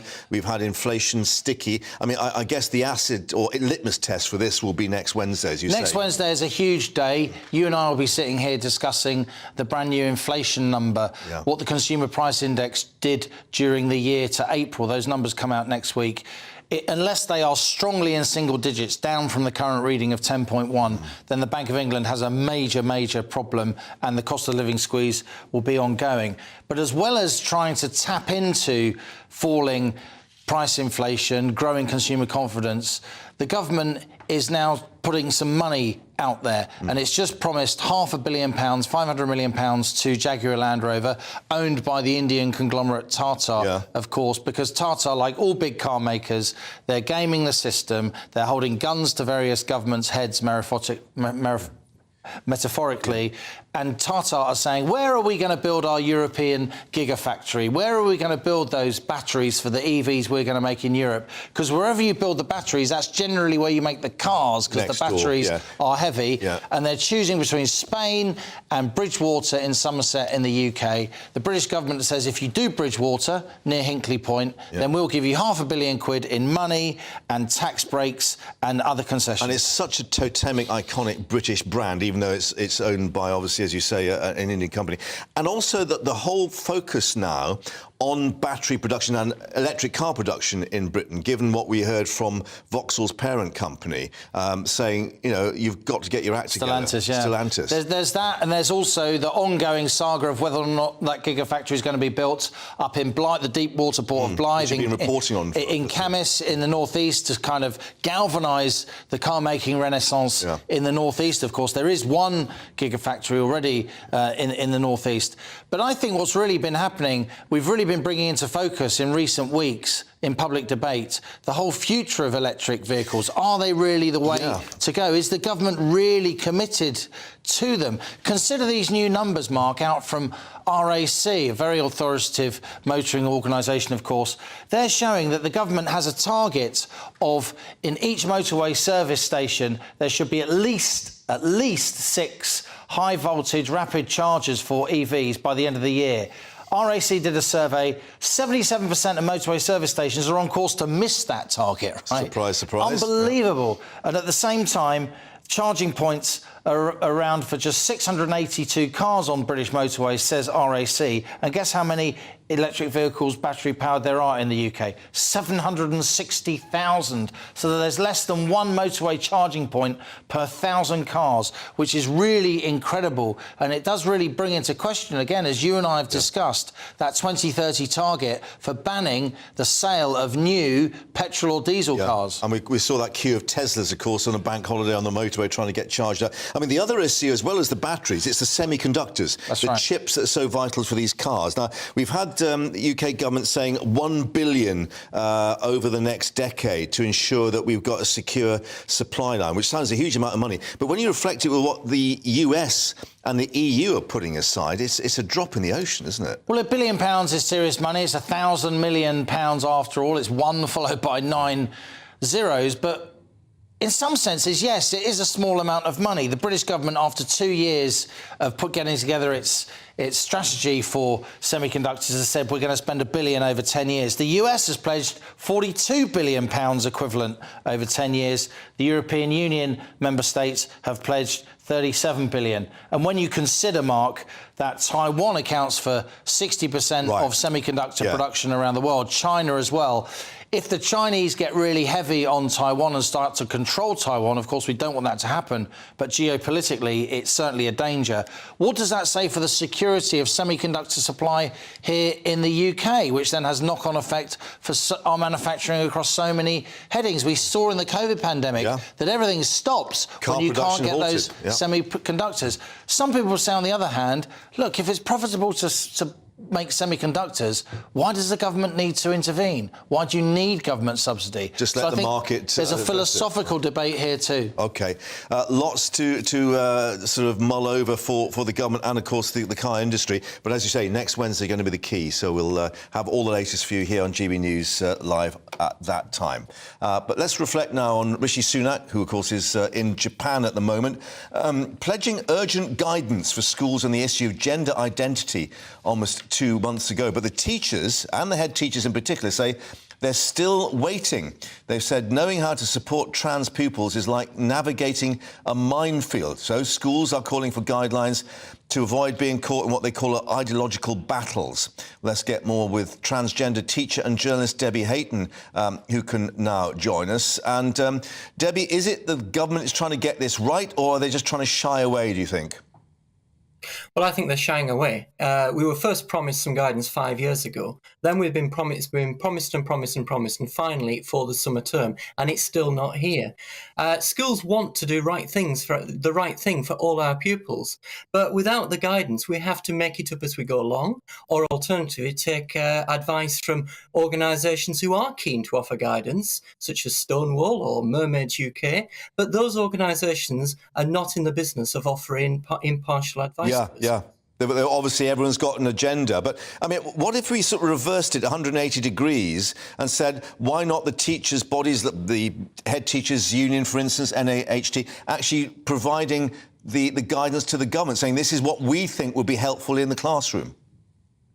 Well, like teachers, head teachers aren't experts in this. We're teachers. Our job is to teach children, prepare them for exams and educate children. We're not medics, we're not psychiatrists, we're not therapists, and we need advice. That's why we need advice, not to make it up ourselves.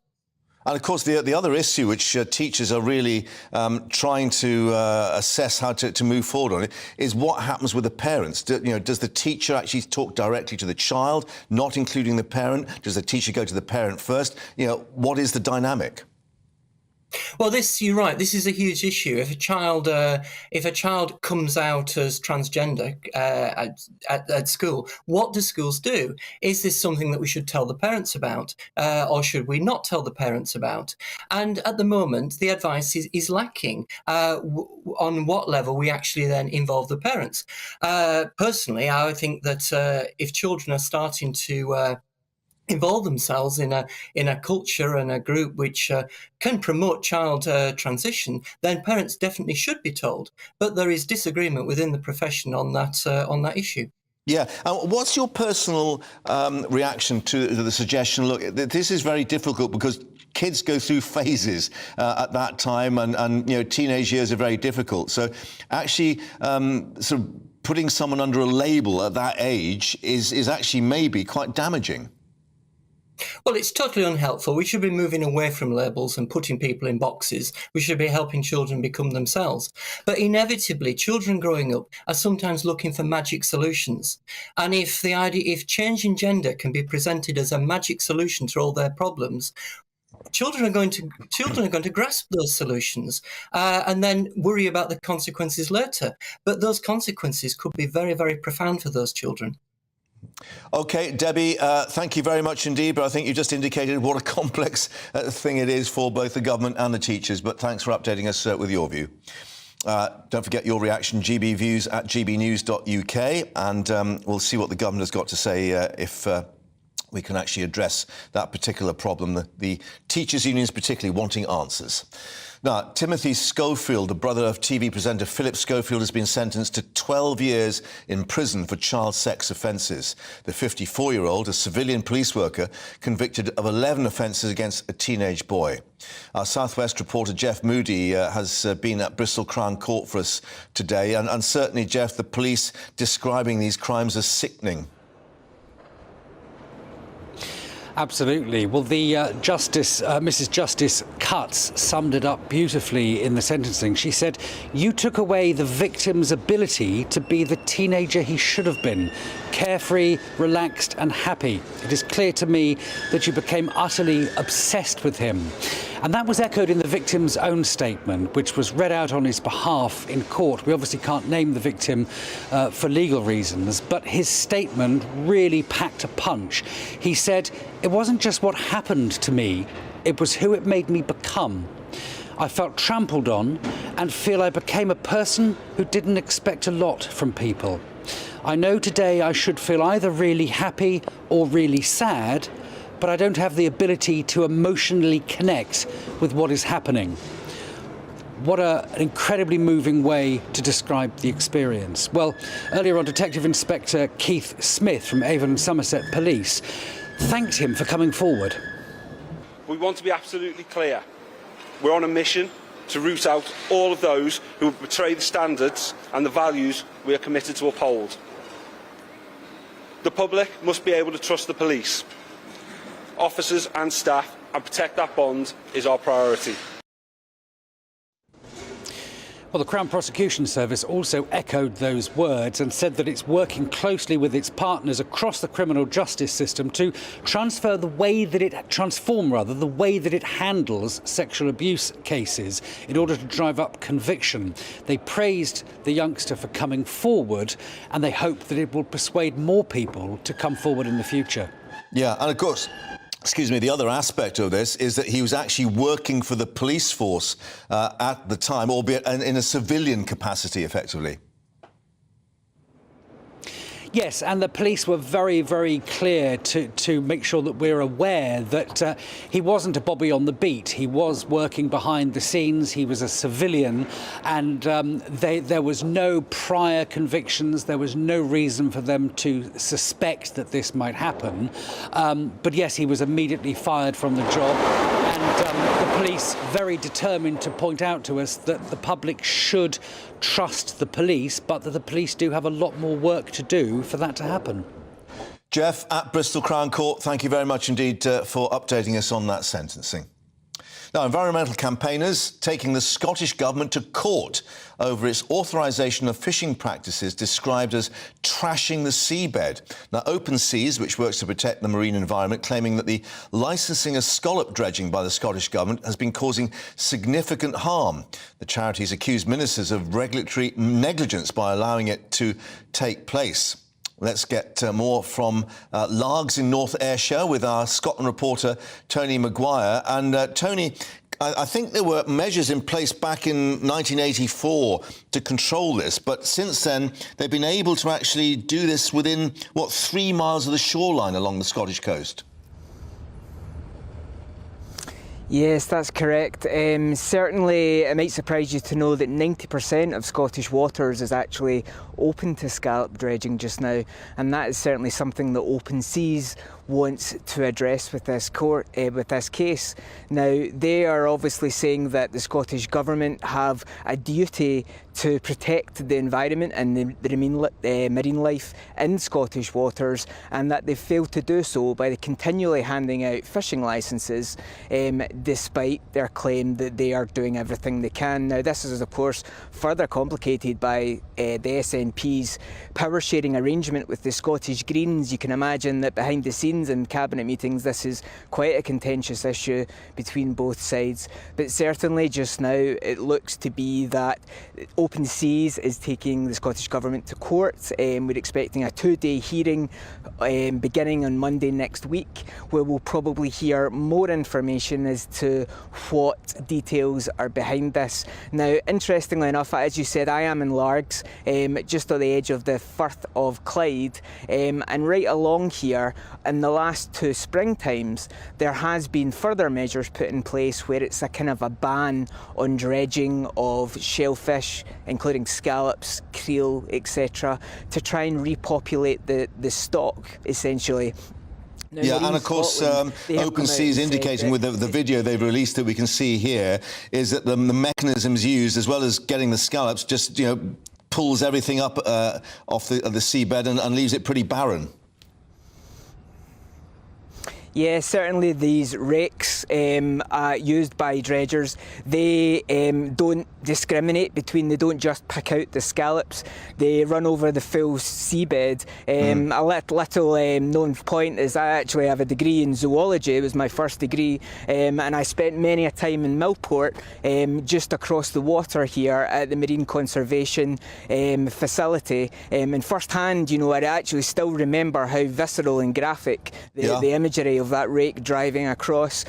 So it's really does, certainly the ecosystems don't know the same lines, they don't start and stop at lines drawn in government offices, and actually this stretch of water is home to many migratory paths of orcas, killer whales, dolphins, white-nosed dolphins, and seals, a huge population of seals. All of these are affected as soon as one of the populations of shellfish is diminished here. So certainly it'll be interesting to see what productive developments can come out of this hearing next week. And of course, very quickly as well, Tony, still concern about sewage discharges as well, which we heard about from all the water companies promising action being taken yesterday. Yeah, that's right. Scotland's water companies have pledged to the Scottish people mainly that this is going to have to be looked at over the next few years. Again, we can imagine a huge driving force of this has come from the Scottish Greens. But the question is, with all these developments now being looking to be built on shorelines, it would appear that more scrupulous measures need to be put in place before agreeing to what developments are put forward, especially in idyllic coastal villages like here in Largs.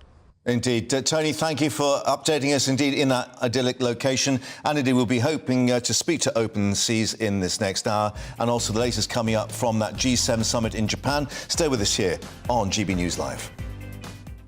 Hello again, welcome to your GB News forecast brought to you by the Met Office. I'm Aidan McGivern. Brighter skies in the north today, but showers will drift further south, and the risk by the afternoon of some thunderstorms developing. It's all associated with a cold front, a weak cold front that's sinking south across the country, not bringing much rainfall, but that will destabilise into the afternoon as temperatures rise, leading to that risk of showers and thunderstorms, especially in a line from, say, the South Pennines into the Midlands towards Dorset. That's where the greatest risk of slow-moving heavy downpours, thunderstorms, even some hail is likely. So some localised impacts from this, particularly for central southern parts of England. Away from those showers, though, some signs of brightness, and certainly a brighter day for Scotland, Northern Ireland and Northern England, and feeling warmer as a result, 15 to 19 degrees generally. Now, the showers in the south tend to drift their way towards southwest England and parts of Wales through the evening. Eventually, after midnight, they're gone. But then we've got clear spells across England and Wales, and as a result, temperatures dipping into the single figures. 3 or 4 Celsius in some of the more sheltered spots where we've got the lengthy clear spells. But a milder night for Scotland and Northern Ireland. Here we've got areas of cloud returning. Some light rain first thing, not much. Most of the UK is going to be dry, and the best of any brightness after a chilly start. England and Wales, plenty of sunny spells developing. Again, a bit of an onshore breeze there for the North Sea coast, limiting temperatures, but inland widely 18 to 22 Celsius. Scotland and Northern Ireland, still some brightness emerging, but by the end of the afternoon, areas of rain move into the west of Scotland, and then this becomes more widespread across Scotland into Northern Ireland on Saturday night. So a damp spell coming for much of Scotland and Northern Ireland heading into Sunday. But for England and Wales, it's another fine day with sunny spells and highs of 22 Celsius.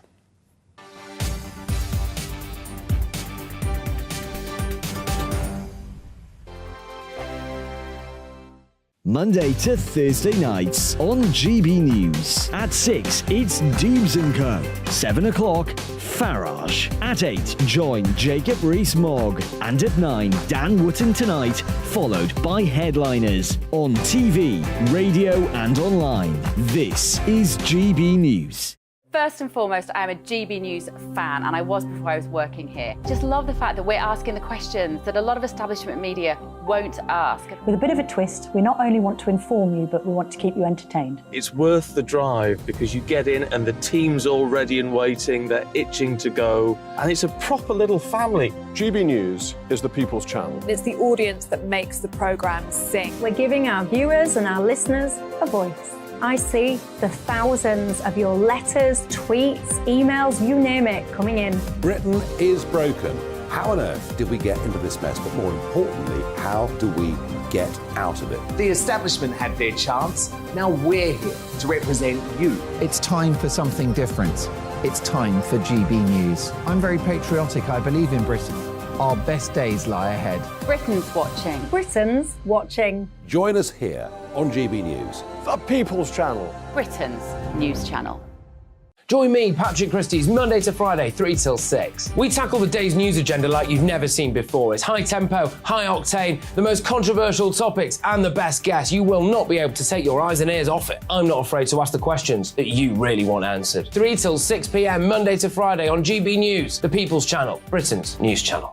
GB News has its own late-night paper preview show, Headliners, where comedians take you through the next day's top news stories. You don't have to bother reading the newspaper, we've got it covered for you. Headliners, every night at 11 p.m, and repeated every morning at 5 a.m. We won't send you to sleep like some of the other paper review shows out there. GB News, the People's Channel, Britain's news channel. Start the day with GB News. We catch up on all the big stories you didn't hear the night before. And take a look at what the world's talking about this morning. That's right, Monday to Thursdays from 6 o'clock. It's Breakfast with Eamon and Isabel. Straight after breakfast, join us, Bev Turner and Andrew Pearce. We're going to take you through till noon. We'll be tackling the big topics of the day, including the things that the other channels just won't talk about. If it's happening here. Wake up to mornings on GB News, the People's Channel, Britain's news channel. I'm Jacob Rees-Mogg, the Member of Parliament for North East Somerset and a former government minister. For years, I've walked the corridors of power in both Westminster and the City of London. We need to have the arguments, the discussions on how we make it better. Crop failures, famine, war, suffering on a scale completely unimaginable. We are putting the cart before the horse. As Charles I said at the scaffold, he was the true defender of liberty. Yeah, I've completely derailed the conversation. Join me Monday to Thursday at 8 p.m. on GB News, Britain's news channel.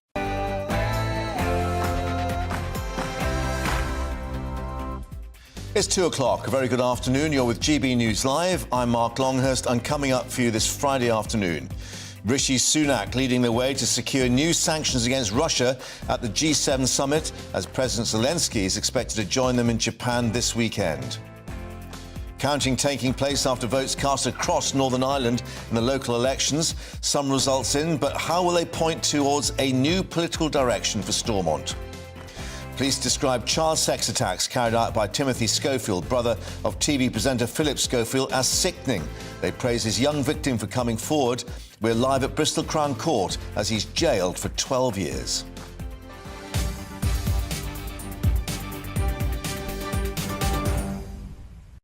And prepare for liftoff. Hopefully, SpaceX having another go with the Falcon 9 rocket due to take place in about 20 minutes' time. We'll be hearing from experts and hope to bring you all the live action from California. First, all the action from the news headlines with Rhiannon.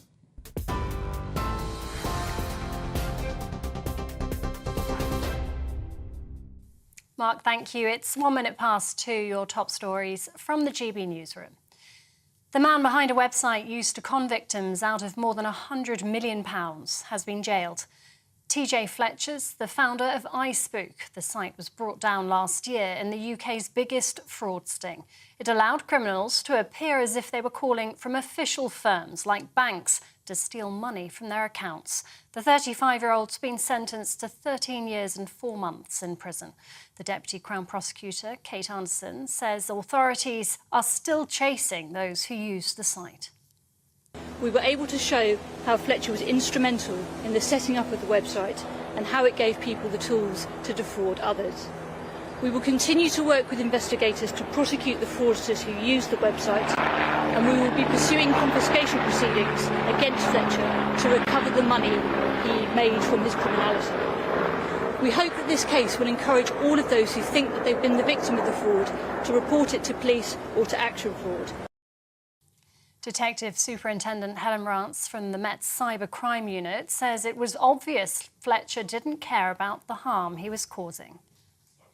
Before it was shut down, iSpoof was constantly growing, with 700 new users registering every week, and it was earning £80,000 per week. Fletcher was leading an extravagant lifestyle, benefiting from the profits, having no care for the misery he was responsible for. The parents of a disabled teenager jailed for gross negligence manslaughter have had their sentences increased. Kaylee Titford, who is morbidly obese and bedridden, was found dead at her home in Newton in 2020 after suffering from an infection. Her mother, Sarah Lloyd-Jones, who admitted the charge, has had her term increased from 6 to 8 years. Her father, Alan Titford, who pleaded not guilty, will now serve 10 years. The brother of TV star Philip Schofield has been jailed for 12 years for child sex offences. Timothy Schofield, who is a civilian police worker, committed 11 offences between 2016 and 2019. Outside Bristol Crown Court, Detective Inspector Keith Smith said the boy, who was abused by the 54-year-old, showed remarkable bravery in coming forward. It's important to stress that before the allegations were made to the police in December, there were no prior complaints or allegations made about the defendant, and his former colleagues are horrified for the offences for which he's been convicted now. We want to be absolutely clear. We're on a mission to root out all of those who betray the standards and the values we are committed to uphold. A 21-year-old man has pleaded guilty to plotting a gun attack at Speaker's Corner in London's Hyde Park. Edward Little was arrested last September while in a taxi carrying thousands of pounds worth of cash. Earlier this year, he denied preparing to commit acts of terrorism, but he's now changed his plea, admitting the charge at the Old Bailey. He'll be sentenced in July. Russian diamond imports to the UK are part of a new wave of sanctions against Moscow in response to the war in Ukraine. The Prime Minister Rishi Sunak's in Japan for the G7 summit, where he announced copper, aluminium and nickel imports have also been banned. In addition, the UK is preparing new individual sanctions against 86 people and companies. Ukraine's president has urged leaders at the Arab League summit in Jeddah to help protect the people of his country and support peace. Volodymyr Zelensky called out those who may have a different view on Russia's invasion, saying he hopes for a united front against what he called illegal annexations and the forced deportation of civilians. I'm sure that we can all be united in saving people from the cages of Russian prisons. Unfortunately, there are some in the world and here among you who turn a blind eye to those cages and illegal annexations. And I'm here so that everyone can take an honest look. No matter how hard the Russians try to influence, there must still be independence. The UK's semiconductor industry is being given a massive funding boost. The government's promised a £1 billion investment over the next decade, which it says will create more jobs and opportunities. The move's designed to reduce the country's reliance on China for essential microchip supplies. Science and Technology Secretary Chloe Smith says it will also help guard against supply chain issues. This is not a small investment. This is the right investment for the United Kingdom, and it's building on our strengths in R&D, in IP, in design, in compound semiconductors, and that's why I'm here in South Wales today. And it's doing that to look at the next 20 years' worth of how we grow that industry, how we help guard against supply chain disruptions, and how we protect our national security. And environmental campaigners are taking the Scottish Government to court over its authorisation of fishing practices. Open Seas claims the licensing of scallop dredging is trashing the seabed and is accusing ministers of regulatory negligence. The charity will argue that using fishing methods involving metal rakes and weighted nets is unlawful and causes damage to marine habitats. The Scottish Government has declined to comment. This is GB News. We'll bring you more as it happens now, though. It's back over to Mark with GB News Live.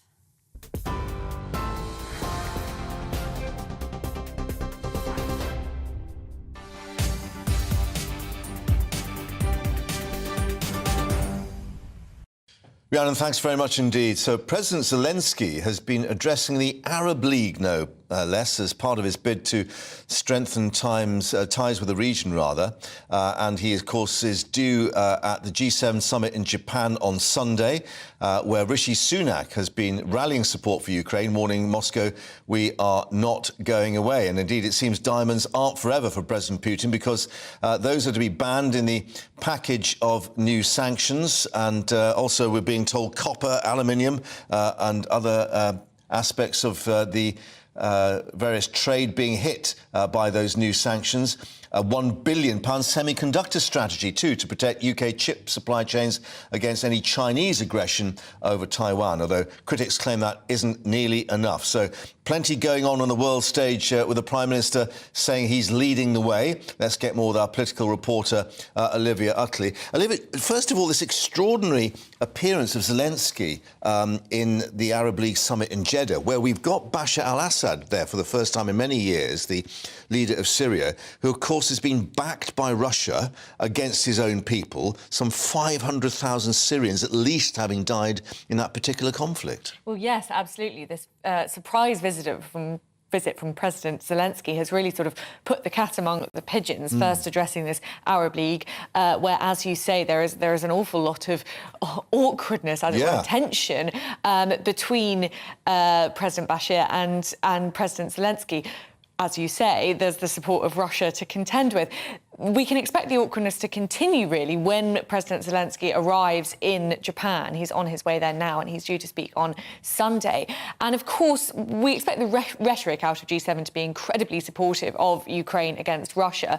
But behind the scenes, there is some sort of disagreement in how far the G7 should go. Rishi Sunak has pledged to sanction Russian aluminium and diamonds, but other G7 leaders, other Western leaders, the Belgian leader included, has said that he won't put a sanction on Russian diamonds. And we can expect Prime Minister Rishi Sunak to come under a bit of pressure when he gets back to the UK, when the full force of these sanctions is made clear. Obviously, the UK imports quite a lot of aluminium from Russia. Right, so it could cost us in the long run. It could cost us in the long run. So Rishi Sunak is determined to be the bold global leader. Yeah, I'm leading the way. Yeah. Exactly.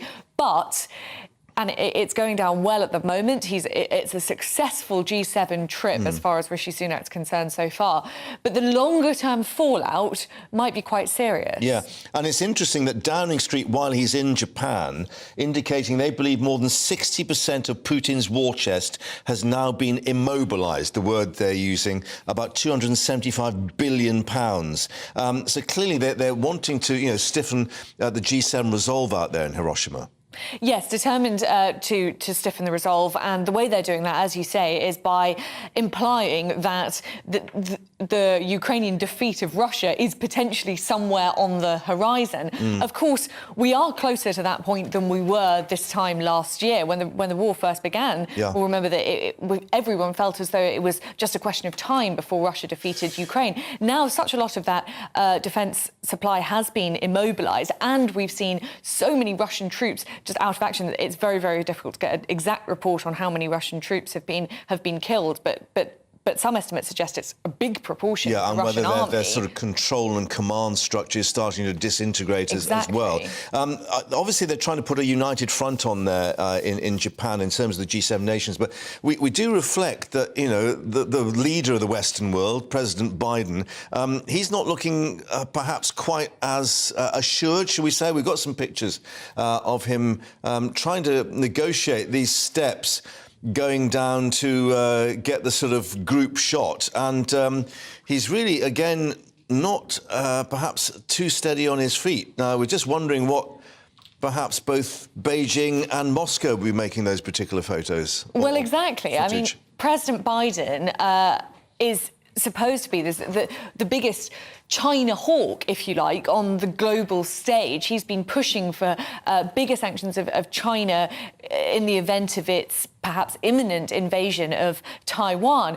But, of course, seeing him looking a little bit weak here, those signs of physical weakness here on the global stage, could well embolden President Xi Jinping, who's only, it seems, the only thing standing between him and a full-scale invasion of Taiwan is the response of the West. And if President Biden is supposed to be leading that response, then seeing him looking a bit wobbly on his feet might be pretty symbolic. Yeah, I'm just wondering that overall, especially with Zelensky, we understand, to arrive on Sunday, what this means for Rishi Sunak on the world stage. I mean, it's his first major sort of involvement, even though we saw Zelensky at Chequers, in terms of other world leaders. I mean, he was way out on the right in the group photo next to Ursula von der Leyen, but, you know, is he trying to put himself centre stage here? Yeah, he certainly is, and I think his leadership on these Ukraine sanctions sort of says it all. He wants to be sort of leading from the front.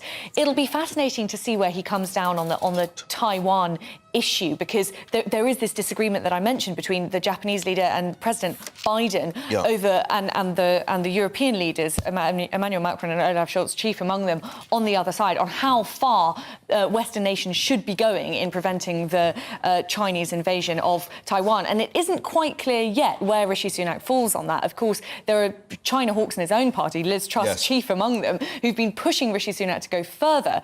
So I think the most interesting thing, perhaps, in terms of where Rishi Sunak stands on the global stage, will be to see what his response is on the Taiwan issue. Yeah, and make an important point, of course, they're trying to fight this on two fronts, not just Ukraine, but the whole issue of what the Chinese may well do with Taiwan. Olivia, thank you for that, but let's just reflect that on that specific issue, of course, one of the concerns is the potential interruption to the semiconductor supply chain, and we're being told $1 billion being made available over the next decade to ensure that we're not reliant on those semiconductors coming in from Taiwan if anything happens. Let's get more on that now with Liam Halligan, our economics and business editor with On the Money. And Liam, as Olivia was indicating, it's not just the whole issue of Ukraine, but it's what China may do with Taiwan and its importance in terms of supplying the chips, effectively, as we know, not just for your gaming console, but car production, for instance. Let's come on to that, because we've got a bit of an economics mashup today, haven't we? We've got lots and lots of economic news coming in. We've got signs that UK consumer confidence is reviving. We've got the GfK survey. That's one of the main market research surveys of consumer sentiment. It's gone up from -30 to -27, which is a 15-month high. It seems consumers are starting to look beyond now the cost of living squeeze and to a time when interest rates start to fall. We've also got the government offering up £500 million to Jaguar Land Rover, Mark, to build a gigafactory, building those batteries for those electric vehicles. Will Jaguar Land Rover's parent company, Tata of India, decide to build that factory here in the UK? The site that's been earmarked is Bridgewater in Somerset. So not the northeast of England. Near Hinkley Point. Yeah. So in the west, very much in the West Country, rather than a site in Spain. It seems Britain's getting the upper hand by chucking loads of money at a massively profitable conglomerate. That's how the British and certainly the global car industry works. So there is some signs of good news, but as you say, there are strategic questions to ask here about electric vehicles and about semiconductors.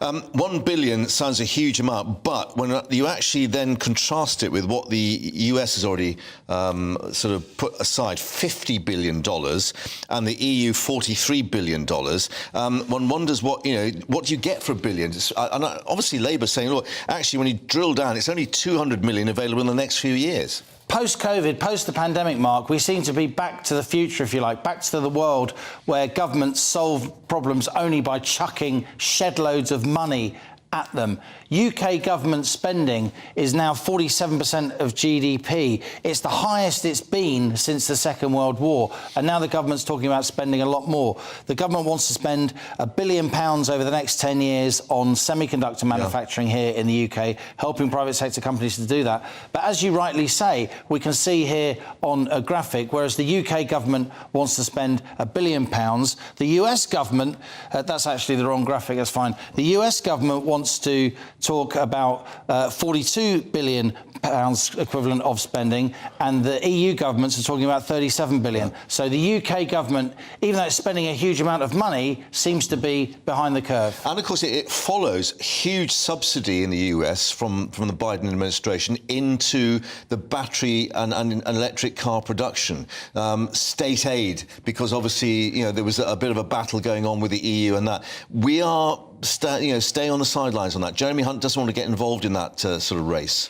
we don't seem to be putting huge amounts of money into the production of batteries for electric vehicles, or indeed into charging facilities for electric vehicles. We can now go back to that graphic which just came up. The government has a target of wanting to have at least 6 rapid electric charging points at every motorway service station across the UK. That's the target. The RAC came out with numbers this morning showing that at 77% of service stations across the country, Mark, they're going to miss that target. Pretty incredible. There are charging points in UK service stations for just 682 cars, believe it or not, and we've got 760,000 battery electric vehicles in the UK. So if we are going to end up banning the sale of new petrol and diesel engines by 2030, a target that's in law, a target which I think will be scrapped pretty soon, then the government's going to have to get its skates on and start getting these charging points built. Because you might be still queuing for the charging point at 2030. Even in 2030. As ever, Liam, thank you for taking us through all that. As you say, a slew of figures coming out today. But let's just reflect that we might be taking you to space because the Falcon 9 rocket is on the launch pad as we speak, with 21 satellites on board. Hopefully we can bring you the pictures. Those satellites for the companies Iridium and OneWeb, scheduled to lift off in the next minute or two. Are we going to see those pictures? Hopefully. Anyway, let's speak to space expert Andy Lound as we try and get California dreaming. There we are. They are coming in shortly because, Andy, all eyes on every SpaceX launch now, bearing in mind the slight difficulty they had with their big rocket the other week. But this is very different. This is the Falcon 9 has been incredibly successful. In one calendar year, they made 60 successful launches, which is now a world record, which beat the Soyuz for successful launches in a single year by a large margin as well. Yeah. And this, of course, is their second launch for the day. They already launched satellites this morning, so they're actually going for yet another one. This has been an incredibly successful project, the Falcon 9, and it is a private company, of course, and they are allowed to launch humans into the space station, the only private company fully scheduled to do so. So it is quite a successful time for them. Yeah, I think this is the 11th launch with this particular system. And as you say, you know, about 20 satellites on board the one earlier. The pictures are a little bit, I don't know if it's fog or mist or whatever. Anyway, we'll keep with it because you're making a very important point. You know, I guess this is the bread and butter for them that actually then allows them to go for the bigger rockets and manned spaceflight and so on. That's right, yes. I mean, it's the commercial side of it is the big one. And, of course, money is to be made in commercial satellites. I mean, that's the way it goes, especially for low Earth orbit ones, which the Iridium and OneWeb satellites are. They're low Earth orbit satellites, large constellations of them. OneWeb want to have over 600 satellites. They've got over 500 there already. Over 600 will be there altogether. And, of course, every so often they'll need to be replaced as well when they run out of their service life and re-enter the atmosphere. So this is the commercial area. And the cheaper you can put them up, the better it's going to be. And that means reusable rockets, which SpaceX are able to actually supply at the moment. And of course, that means you can have the money then to spend on the more exotic adventures. Yeah, and what are these satellites doing? I mean, is it what we normally used to, you know, communications satellites and all that sort of stuff that we associate with our mobile phones and sat-navs and so on? Yes, Iridium are very well known, been up there since the 1990s. And they do originally with Motorola and Thales, and that's general communication satellites, for mobile phones and all sorts of other things. And of course, the OneWeb, of course, is supposed to be with this great internet package, which is the rival. Oh, I think we've lost you for a minute, Andy, but hopefully we'll stay with it. But we've got our pictures there in California, which is certainly not that sunny at the moment in terms of what we're seeing. Andy, hopefully we've got you back. But just to talk about the sort of private contractors, if you like, the commercial sector, as opposed to state space projects and what we remember with NASA and the moon launches and so on. I mean, is this now the way forward, that it is these big companies that are going to go to infinity and beyond? In many ways, it is. It depends what the mission is going to be. I think generally it's going to be this way because SpaceX have been able to develop technologies that the public sector could develop, but it would take them longer. It would cost a lot more money, and there's a lot more restrictions. And we've seen already, I think, with the Moon project, quite staggering, really, how SpaceX simply overtook the American program to go to the moon, which had been, I think Bush said we're going to go back to the moon. And so did Obama, and of course, trundled along. But he's just got the technology moving quicker. So yes, I think the private sector has got a lot to donate to this. But I think it'll be more cooperative rather than simply the private sector, because I think that's the best way to actually go. OK, well, we're still in the gloom, both pictorially and in terms of when we're going to get that launch, but clearly we'll be back to it. There's some sort of steam venting or maybe the excess fuel and so on. But Andy, stay with us. We'll be back to you shortly as we get that. Also, just to update you that we're going to doing, well, not a countdown, but the counting continuing in Northern Ireland elections. Could the results change the political landscape there? We're live in Lisbon in just a few moments' time. Stay with us on GB News Live.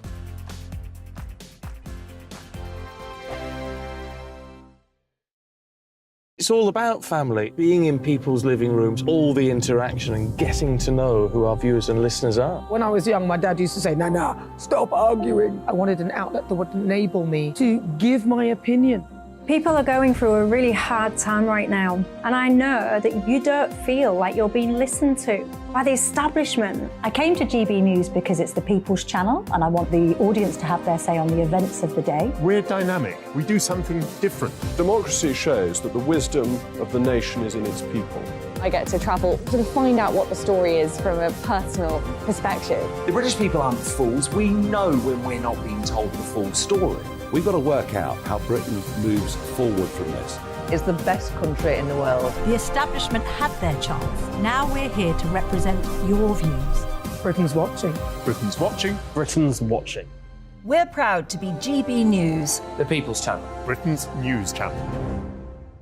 So Jubes and Co, we tackle the issues of the day with real robust debate, both sides of the fence, battling it out with me in the middle with my forthright opinions and views. And often really interesting things happen because you start with a position and then by the end of the debate you find actually, well, I might not have thought about that one. What we need in this country is 2 new political parties. You should maybe think about doing a 2024 calendar. I'm Michelle Dewberry and I'm keeping you company right through until 7 o'clock this evening. GB News, the People's Channel, Britain's watching.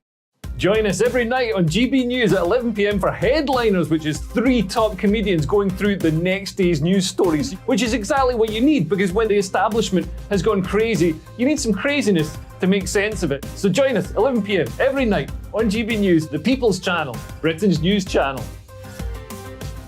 Join me, Camilla Tominey, on Sunday mornings from 9:30, taking the politicians to task and breaking out of SW1 to see how their decisions are affecting you across the UK. Bursting the Westminster bubble every Sunday morning, only on GB News, the People's Channel.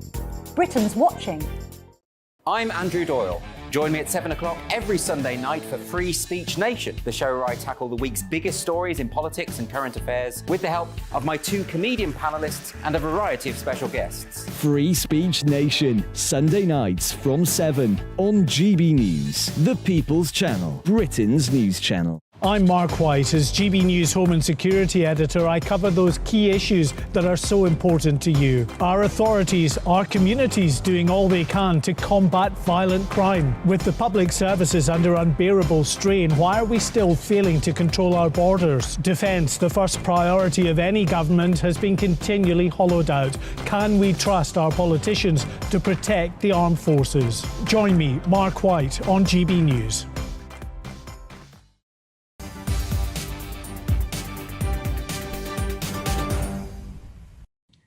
Welcome back to GB News Live. We were going to blast you off into space. I'm afraid the curse of GB News has hit SpaceX once more. We're being told that launch in California of the Falcon 9 rocket has been aborted. We don't quite know why. Let's bring in our space expert, Andy Lown, once more. And Andy, clearly you were saying this is very successful. We've had a launch this morning or whatever. Oh dear, it's happened to them again. Yes, I mean, the point is it stopped at 15 seconds before liftoff, which is very close to the mark, and we've had them worse than that, very close to the mark. But that's the nature of the game, I'm afraid. Something has been detected which is not right, so they've stopped the countdown correctly, which is what they do. And as they said, they'll try to see what the issue was and then start again tomorrow and do another launch tomorrow if they get an opportunity. So there we go, the nature of the job. That's what the countdown is for, of course, to prepare you for the actual launch. Yeah, it'll teach us to carry these things live here on GB News. But I mean, as you say, they've got all these sensors in every part of the rocket. And obviously, if something is starting to flash or indicating it's not working properly, you don't want to blow up effectively 21 or 22 very expensive satellites on the top of your rocket. No, it's not like your motor car where if you go out and you've got a little red light on a little bit, you think, oh, no, well, I can get away with that and move on. You can't do that with rockets.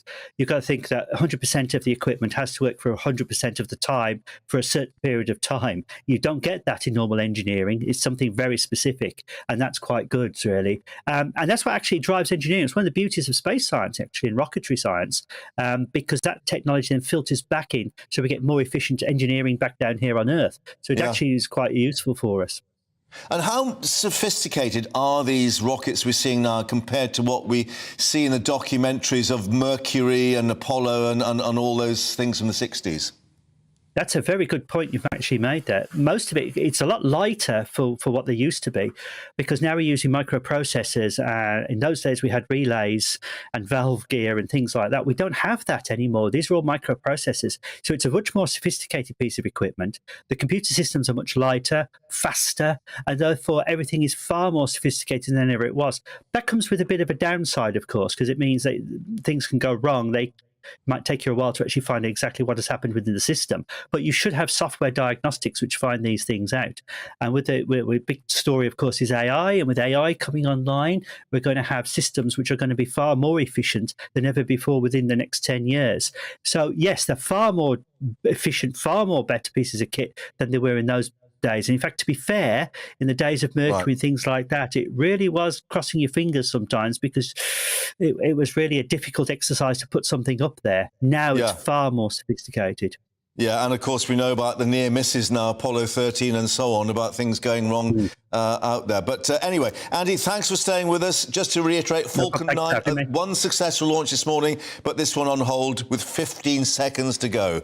There we are. That's GB News Live for you. But we'll be back to California, of course, when it happens. But let's take you now to not a countdown, but vote counting underway in Northern Ireland for the local elections. Held, of course, roughly 2 weeks after England's to avoid overlapping with the coronation. Voters going to the polls to decide who will represent them on 11 councils, but the final results not expected to be confirmed until tomorrow. Back in 2019, it led to the DUP securing the highest number of seats. Analysts saying, though, this time they're hoping to save seats rather than gain new ones. Let's go right back to the count at Lisbon with Dougie Beatty, who's monitoring there. Perhaps, obviously, it might be rather more successful in a rocket launch in that they've got some older technology, counting bits of paper there. Well, I'm not too sure whether the older technology here would appreciate that. But they've had their cups of tea and their lunch and they're back counting once more. Yes, and what we have learned here, Mark, is really that PR, it takes a long while to get somebody elected, but it takes a very short time once you know the quota to figure out who's not making the vote. And it seems to be that the Ulster Unionist Party and the SDLP are in a real struggle. Castlereagh South here, one of the veterans, he was in the old Castlereagh Council when Peter Robinson was there as a councillor, even before he was First Minister of Northern Ireland. Michael Henderson, an Ulster Unionist Party councillor, is really having a fight on his hands to even try to get elected back to this council again. And that shows you the type of pressure that the Ulster Unionist Party are under. The SDLP are coming under pressure from Sinn Féin and the Alliance Party in North Belfast. Sinn Féin looks set to get another new seat there, and it looks to be coming at the cost of the SDLP. So what we really are seeing in Northern Ireland here today is the squeezing of that middle ground into one party, which is the Alliance Party. And as it was put to me back in 2012, we are going to end up with really a three-party state. You're going to end up with Sinn Féin, the DUP and the Alliance Party all together trying to govern as one big legislative body. Yeah, if, of course, they can get back to getting their feet under the table there at Stormont, and we'll see what the reaction is, of course, after all those votes are counted, sometime perhaps tomorrow. Dougie, for the moment, thanks for updating there in Lisbon, one of those bellwether seats, of course, or counts, give us an indication, perhaps, what happens there a little later. But back to him in a few hours' time. But let's get an update now on all the other news headlines, because Rhiannon's waiting for us.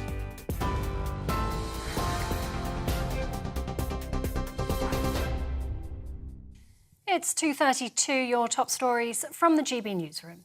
And some breaking news. The chairman of Tesco is stepping down from his role. The company says that allegations over John Allen's personal conduct risk becoming a distraction to the supermarket. The 74-year-old's been accused of touching 2 female members of staff inappropriately. He denies the allegations. The man behind a website used to con victims out of more than £100 million globally has been jailed for 13 years. TJ Fletcher's the founder of iSpook, which was brought down last year and the UK's biggest fraud sting. The site allowed criminals to appear as if they were calling from official firms like banks to steal money from their accounts. The parents of teenager Kaylee Titford, who is morbidly obese and bedridden, have had their jail terms extended. Sarah Lloyd-Jones, who admitted gross negligence manslaughter, was sentenced to 6 years in prison. She'll now serve 8. Her father, Alan Titford, who pleaded not guilty, has had his term increased to 10 years. The brother of TV star Philip Schofield has been jailed for 12 years for child sex offences. Timothy Schofield, who is a civilian police worker, committed 11 offences between 2016 and 2019. Outside Bristol Crown Court, Detective Inspector Keith Smith said the boy who was abused by the 54-year-old showed remarkable bravery in coming forward. And Ukraine's president has urged leaders at the Arab League summit in Jeddah to help protect the people of his country and support peace. Volodymyr Zelensky called out those who may have a different view on Russia's invasion, saying he hopes for a united front against what he calls illegal annexations and forced deportation of civilians. TV online, DAB+ radio and on TuneIn. This is GB News. Don't go anywhere. Mark will be back in just a moment.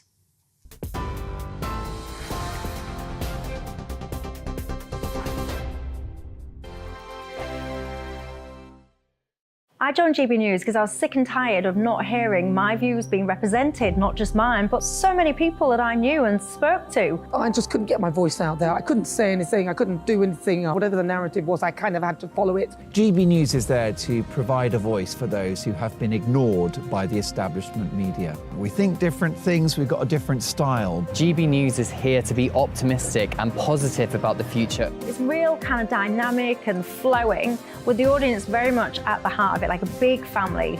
Here at GB News, we talk about the things that matter to you. Hearing the voices from right across our towns and cities, especially our towns. All sides of the argument represented with a heavy dose of opinion. We're on a mission here to make a difference. And the GB News family really is here for you, and whatever time of day you can watch or listen. Britain's watching. Britain's watching. We're proud to be GB News, The People's Channel. Britain's news channel. Westminster is going around in ever-decreasing circles, followed by the media. Britain is broken. How on earth did we get into this mess? But more importantly, how do we get out of it? Join me at 7 p.m, Mondays to Thursdays on Farage, here on GB News. We will have open, rational debate. We've got to work out how Britain moves forward from this. Join us here on GB News, the People's Channel. Britain is watching. You've probably seen politicians interviewed 1,000 times, but we do it differently. We find out who they really are, we don't shout, we chat, and hopefully we bring a bit of light, not just heat. Did you know Kate Moss? Apparently. Do you have a pair of jeans or a pair of jeans? No, of course I don't. What would I do with them? My friends are like, oh my God, what's she doing now? Join me every Sunday at 6 for Gloria Meets, only on GB News, the People's Channel, Britain's news channel. I'm Simon Evans. Join me on GB News for Headliners at 11 p.m. What's the scoop? I'll be joined by two of the country's top comedians. That's right. As we take a look at tomorrow's newspapers tonight. We're going to get into trouble. If it's a big story, we'll be covering it. Spill some tea on him. There we go. But we'll also have some fun. I wouldn't stick up a bank. My father didn't love me. So anyway. Headliners every night from 11 on GB News, the People's Channel, Britain's news channel. Monday to Thursday, 9 p.m. till 11 p.m. Join me, Dan Wootton. I'll bring you the sharpest takes and hottest debates. Do you not believe in prisons? I don't believe in prisons. I'm completely stunned. I guarantee you there'll be no spin, no bias, no censorship. I actually was personally quite offended by it. And no reason to go to bed. So I guess they've always been quite woke. That's Dan Wootton tonight on TV, radio and online. Monday to Thursday from 9 p.m. till 11 p.m. on GB News. The People's Channel, Britain's news channel.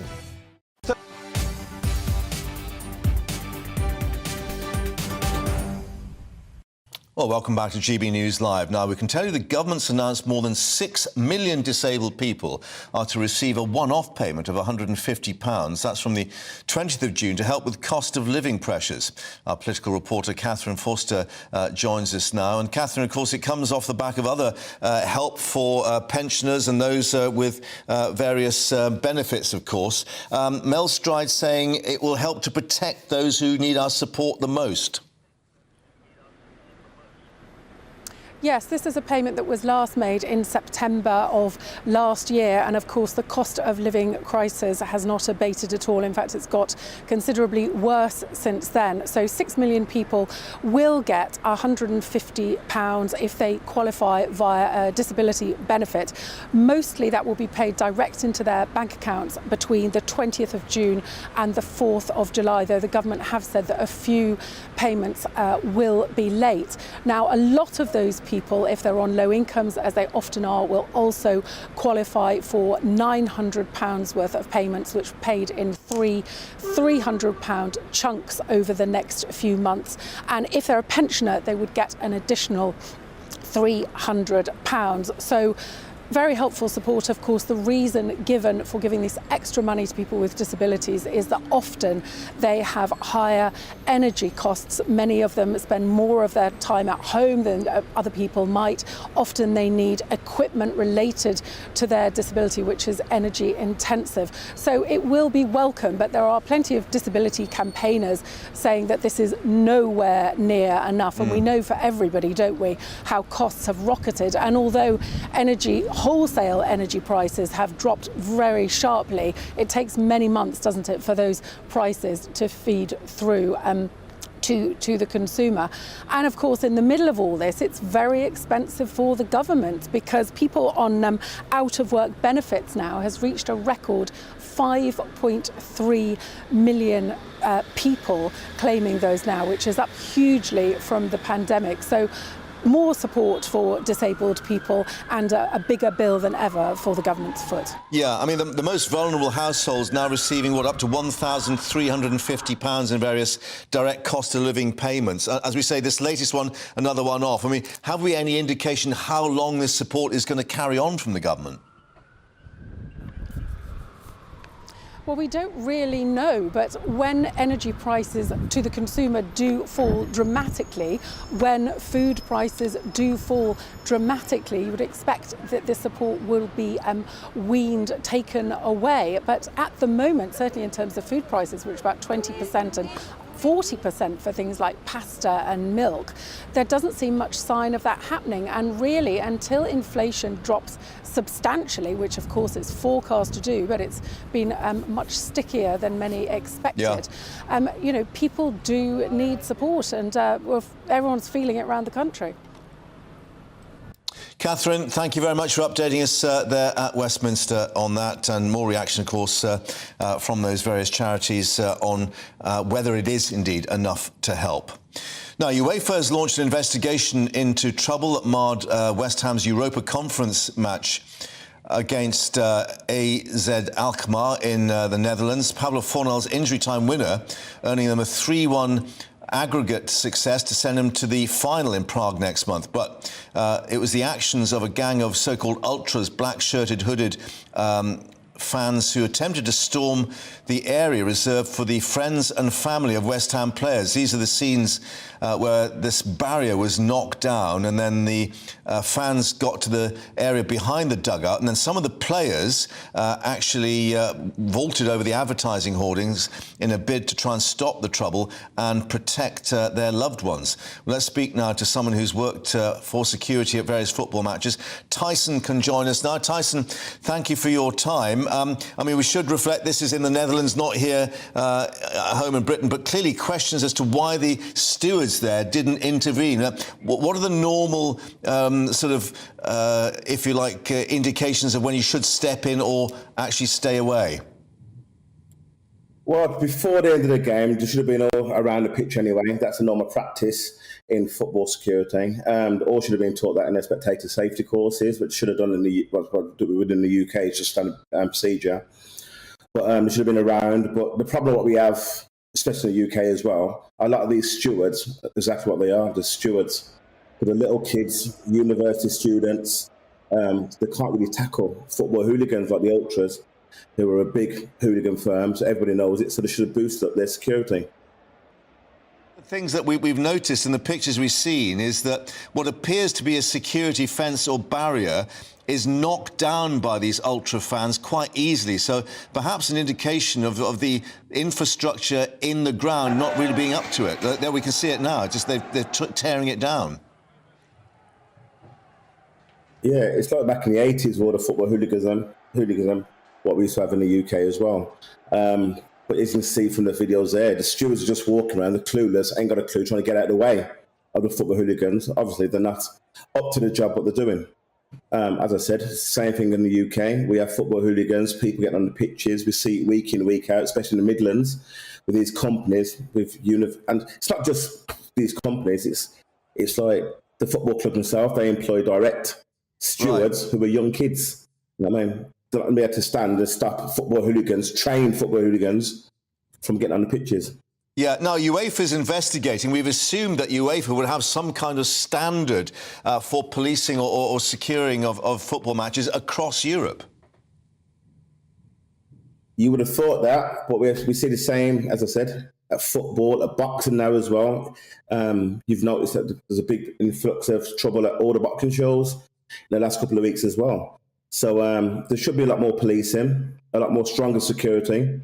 Stop using stewards, I mean, especially young kids. So it doesn't help.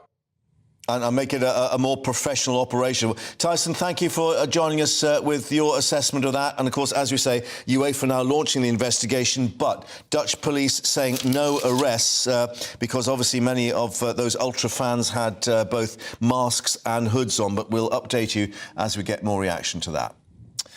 Now, let's head from the football pitch to the countryside, because pheasant shooting could be banned in Wales.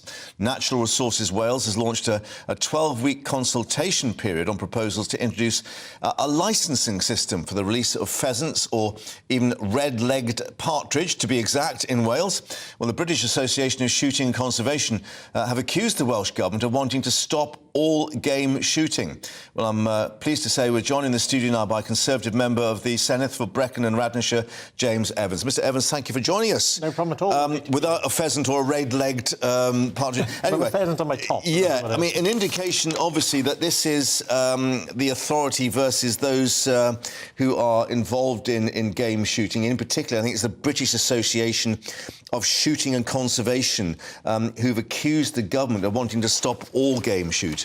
That's correct. You know, we held a debate in the Senedd. I led a debate on the Senedd on this matter more than 2 weeks ago, and the Welsh Government's response was actually very disappointing. Their government's and the Welsh Labour's view is they want to ban all shooting right across Wales, especially pheasant shooting, because it's more of an ideological position that they hold rather than an evidence-based decision. And what we are asking for is that when they have this consultation, that they look at all the evidence and then look at what they do, rather than having this dogmatic position of what they do now, that shooting should be banned right across Wales. Right, I mean, it is a very emotive topic, of course, but and we reflect on, is it the glorious 12th in Scotland, of course, when the season opens as such. I mean, is that one of the suggestions, that it should be limited in a certain amount of time when it takes place? There's no detail around that at all yet. So what they want to do is regulate the release of all game birds right the way across Wales. And the problem is, with Welsh Government being sort of the boss of Natural Resources Wales, them having the position of an anti-shooting agenda, Natural Resources Wales will have to take that into consideration. And I and a lot of people across the countryside feel this will be the first step towards a complete ban of game-released bird shooting in Wales. Right. What would you make then to the animal rights charity League Against Cruel Sport saying action to rein in the current free-for-all, as they call it, on non-native game birds released in vast numbers in the Welsh countryside is sorely needed? Well, that's just not the case. You know, the Action for League Against Cruel Sports has got their own agenda. They'd like to stop everything happening in the countryside. They'd like to stop fishing. They'd like to stop horse racing. And now they'd like to stop shooting. I don't see that. A lot of the shoots that have across Wales, they actually take their biodiversity responsibilities extremely seriously. Right. They generate an awful lot of money for the local economy, £75 million. Well, on that topic, I think this is what the League is actually saying. They're suggesting that the industry is actually breeding these game birds on an industrial scale, they said, so they can then be shot, i.e. it's obviously like factory farming to a degree. No, that's not the case. You know, that doesn't happen right across Wales. What we do in Wales is we want to have shoots that people want to come to, which improves their marksmanship, not just have a free-for-all where you point your gun in the sky and hopefully hit something. But our shoots across Wales are doing great work in bringing money to the economy and also creating jobs as well. 2,500 people are employed across Wales in this industry, and I don't know what NRW or the Welsh Government think these people are going to do if they stop game bird shoots across Wales. What about clay pigeon shooting? I would be surprised they'll go there as well. They don't like anybody having a gun in their hand, whether it's a very anti-shooting agenda in Wales. Yeah, but clearly, you know, it's the aspect of animal husbandry and animal welfare that's concerning many in this. It is concerning many, but the industry is doing the steps it can now to regulate that. The number of birds shot in a day is being reduced. And I do think the industry needs to look at itself a little bit internally as well to actually answer some of these questions. But I don't think regulation by government is the right way to do that. It's working with the industry to address some of the problems, I think, that the Welsh... But there is the regulation already in place, I think, for special scientific interest areas, isn't there? There is. That's part of it as well, how many birds you can release there. But there's also a lot of great work done by those shoots in that area. As I said earlier, around biodiversity, we've got the curlew population declining in Britain, and actually these shoots do an awful lot of work actually helping promote ground nesting birds and actually building those numbers back up. So there can be the unintended consequences of getting rid of these shoots is actually the economy struggling and also see biodiversity loss as well. Right, so what happens now is a 12-week consultation. Who's involved in that and what happens at the end of it? So at the end of the consultation period, the NRW will look at all the evidence that's been provided to them. They'll then form an opinion based on that, and then obviously we'll set regulation or not. But what I encourage everybody to do from the shooting industry is actually respond to the consultation and say just how much this actually benefits the rural economy, benefits jobs and benefits biodiversity right across Wales. And also those maybe who want birds to actually be looked after a little bit better, that there's that alternative as well. Providing, I think, science-based solutions to the issues that they have. Right. OK, James Evans, thank you very much for joining us in the studio. Thanks for coming in. Now, Timothy Schofield, brother of TV presenter Philip Schofield, sentenced to 12 years in prison for child sex offences. The 54-year-old, a civilian police worker, convicted of 11 offences against a teenage boy. Our South West England reporter Jeff Moody can update us now outside Bristol Crown Court. And Jeff, as we've been reflecting all day, the police describing these crimes as sickening. Yes, absolutely. Now, the day of sentencing, they always say, don't they, Mark, is more about the victim and justice for the victim than it is about punishment for the perpetrator. And certainly the victim's statement, which was read out in court, was heard in silence. He said in that statement, it wasn't just what happened to me, it was who it made me become. I felt trampled on and feel I became a person who didn't expect a lot from other people. I know I should feel really happy or really sad today, but I don't have the ability to emotionally connect with what is happening. A very stark understanding there of the effects of the abuse that he received. Well, in the sentencing, Mrs. Justice Cutt said, you took away the victim's ability to be the teenager he should have been, carefree, relaxed and happy. It is clear to me that you became utterly obsessed with him. Well, earlier on, Detective Inspector Keith Smith from Avon and Somerset Police thanked the victim for coming forward in the first place. We want to be absolutely clear. We're on a mission to root out all of those who betray the standards and the values we are committed to uphold. The public must be able to trust the police, officers and staff, and protect that bond is our priority. And the Crown Prosecution Service also said that it's working very closely with its partners to ease the whole process by which people can come forward to report these sorts of crimes, with the understanding that more people will come forward in the future. Yeah, and of course, Jeff, the police have also had to address the issue who's actually working for them, albeit in a civilian capacity at the time. Yes, and they were very, very keen to point out that they understood that, particularly in this day and age, particularly in this time, people are very, very conscious of a whole string of situations involving the police, but they were very keen to point out that he wasn't a Bobby on the beat, he was an IT worker behind the scenes, and there was no indication in the run-up to this that, that he would commit a crime. Jeff, at Bristol Crown Court, thank you very much indeed for updating us there. Schofield now, of course, sentenced to that 12 years. Thank you. Now, we've been talking about environmental matters in Wales with game birds. Now, let's discuss environmental issues in Scotland, because campaigners are taking the Scottish Government to court over its authorisation of fishing practices, which they insist are trashing the seabed there. Open Seas, which works to protect the marine environment, claiming the licensing of scallop dredging or scallop dredging by the Scottish Government causing significant harm, the charity accusing ministers of regulatory negligence by allowing it to take place. It's now mounting a legal challenge on the issue with a petition for judicial review at the Court of Session in Edinburgh on Monday. Let's cross now to Largs in North Ayrshire and join our Scotland reporter Tony Maguire, who knows a thing or two about what's under the surface there. Tony, you were indicating earlier that part of your degree course was, of course, these marine questions, and we've just seen these very graphic pictures that Open Seas has released about what happens on the seabed. Yeah, that's right. The equipment used by dredgers, that go up and down, they're certainly not discriminatory, and I think that's one thing that a lot of people may fail to realise, that they go at the seabed obviously to try and extract the shellfish, which is then sold on to market, all the while really just ripping everything out in their wake. Now, it used to be up until 1984 that any inshore waters were kind of out of bounds up to 3 kilometres off the shore, but that obviously has stopped now, and it might shock you to know that up to 90% of Scottish inshore waters are now open to this kind of practice. Now, this is really what Open Seas is framing this judicial review on. They are expected to go into this 2-day session to really kind of highlight the environmental impact, not just on, you know, the species that are kind of spoken about, like the shellfish, the scallops, so on, but you know, the ecosystem as a whole, because ecosystems don't start and stop at these imaginary lines drawn by politicians and faraway offices.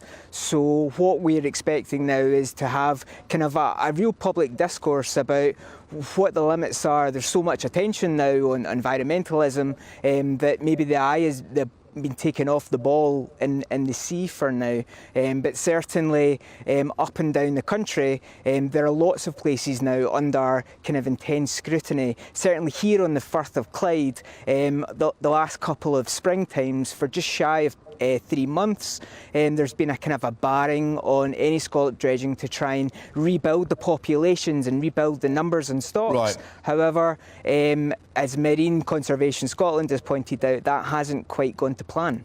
OK, so very quickly, does the judicial petition, the petition for review, want to return it then to the 1984 position with this, 3-mile limit offshore?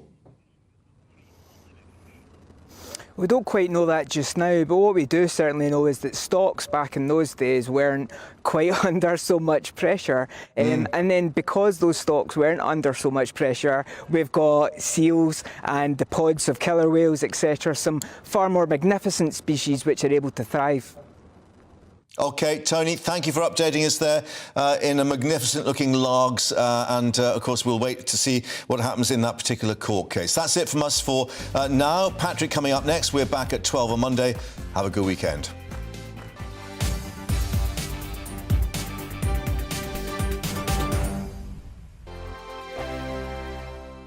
Monday to Thursday nights on GB News. At 6, it's Dubes & Co. 7 o'clock, Farage. At 8, join Jacob Rees-Mogg. And at 9, Dan Wootton Tonight, followed by headliners on TV, radio and online. This is GB News.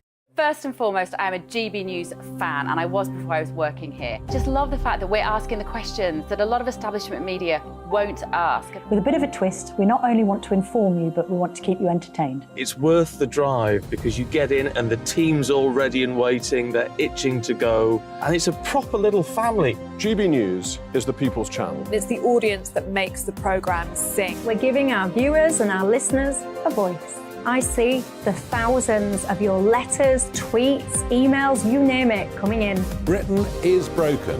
How on earth did we get into this mess? But more importantly, how do we get out of it? The establishment had their chance. Now